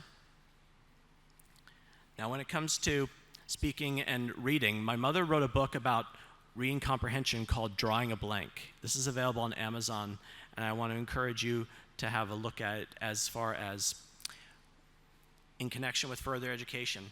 How people on the autism spectrum, while they can read the pages or the words on a page, they may not always know what the words mean or understand how it applies to life in general, or maybe a lesson to be taught. So that's something to be mindful about as you look at your children, your young people, looking to read, and more importantly, understanding what they read. Because that is a large part of being a productive member of society and understanding how they can better themselves as a whole. Let's go to the next slide. I'm starting to wrap up a little bit here. But the overall conclusion of Come to Life is I believe each and every one of us can be the hero in our own lives, particularly our young people. They have struggles, they have failures, but there are also successes and triumphs. And isn't that part of what being a hero is about? You fall down, but you find a way to pick yourself back up and keep moving forward. I know I had to do that when I was doing the Ironman triathlon. If you go to the next slide. I actually failed finishing an Ironman twice before I finally did cross the finish line for the first time. And I heard the other day that we need to walk the walk more, but I swam the swim, I biked the bike, I ran the run. And I actually want to pose a little bit of a challenge out there. See, I'm going to be 40 years old next Thursday, 40 on the 14th. So if there's someone, it could be in this room, maybe listening live now, or someone who hasn't shown themselves yet, I want to see if there's someone over 40 years old on the autism spectrum that can finish an Ironman and beat my record. So that's my little challenge I want to put out there into the universe. And I'm happy to give you some pointers of what you're in for. But I believe each and every one of us can be more than even we think we are sometimes. Because there were times I wanted to quit that race, but I thought to myself, there's someone who's going to see this finish and is going to put it into their survival guide, and they'll think, Tom went a little bit further, I'm going to go a little bit further too. Next slide, please. Because that victory awaits you. Yes, times are tough, there are struggles, you may not always get it right the first time, but what are you learning? What are you doing to change the circumstances, make things different or better the next times around? Each and every one of us can do better when we commit ourselves to that perseverance and the change we want to see. And if you go to the next slide, I encourage you all to see how Come to Life, it's available on Amazon, can help you come to life physically. Go to where the action is, whether it's in person or online. Come to life mentally, be able to pick yourself up and keep moving forward, even if you fall multiple times. Come to life emotionally. Take charge of your happiness and well-being rather than leave it in someone else's hands. And come to life spiritually. Not so much in the religious sense, but giving yourself to a cause or an ideal bigger and greater than yourself. That will help make the world a better place. Raise your hand if you want this for your young people coming to life, physically, mentally, emotionally, spiritually. That's what I like to see, all those hands. So next slide, please. I relisted those objectives for those that were interested in seeing them. And next slide, revisiting my life definition. I saw in a breakout presentation yesterday, it said, we must not prepare the road for our children, we must prepare our children for the road. Because I have a belief that the world is simply too big to change for one person or one small group, but look what we have here. One person, one small group can change the world.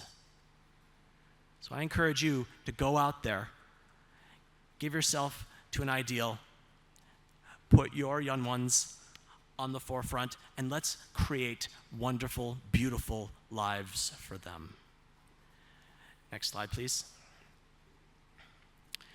So if you like what you saw and heard today, I am available for these engagements, and I'm pleased to report that a copy of Come to Life and My Glasses Full, my current books, went to our honored panelists while the photos are being taken. So I'm hopeful that those seeds will be planted on fertile soil so that that manual, if you will, that prequel to transition, that's what I like to call Come to Life, a prequel to transition to put our young people on the path to the best life for them.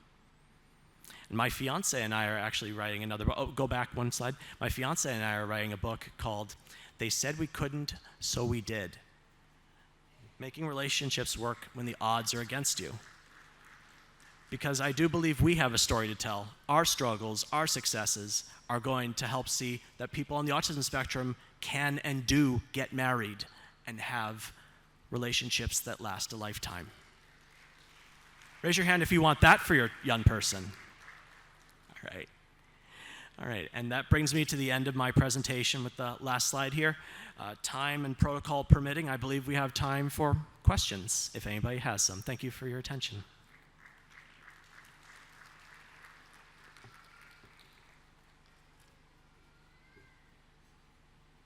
No, I answered everything. You guys are good? I'm getting the signal not right now, and I'm kind of hungry. How about all you? I think it's going to be time for lunch. Thank you all so much. You've been a wonderful audience.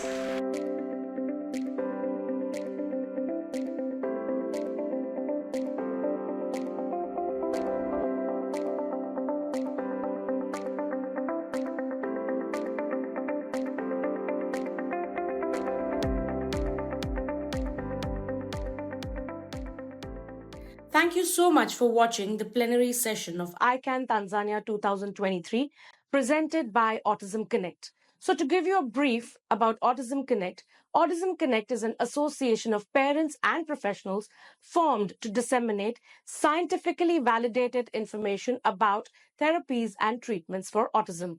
To know more about autism, you can log on to our website, which is www.autismconnect.com. After 2 successful ICAN conferences, the first one being at Dubai and the second one being at Tanzania, we are now coming up with the ICAN conference at Canada, Niagara Falls. To know more about our conferences, you can log on to our website, which is www.icanconferences.com. Thank you so much.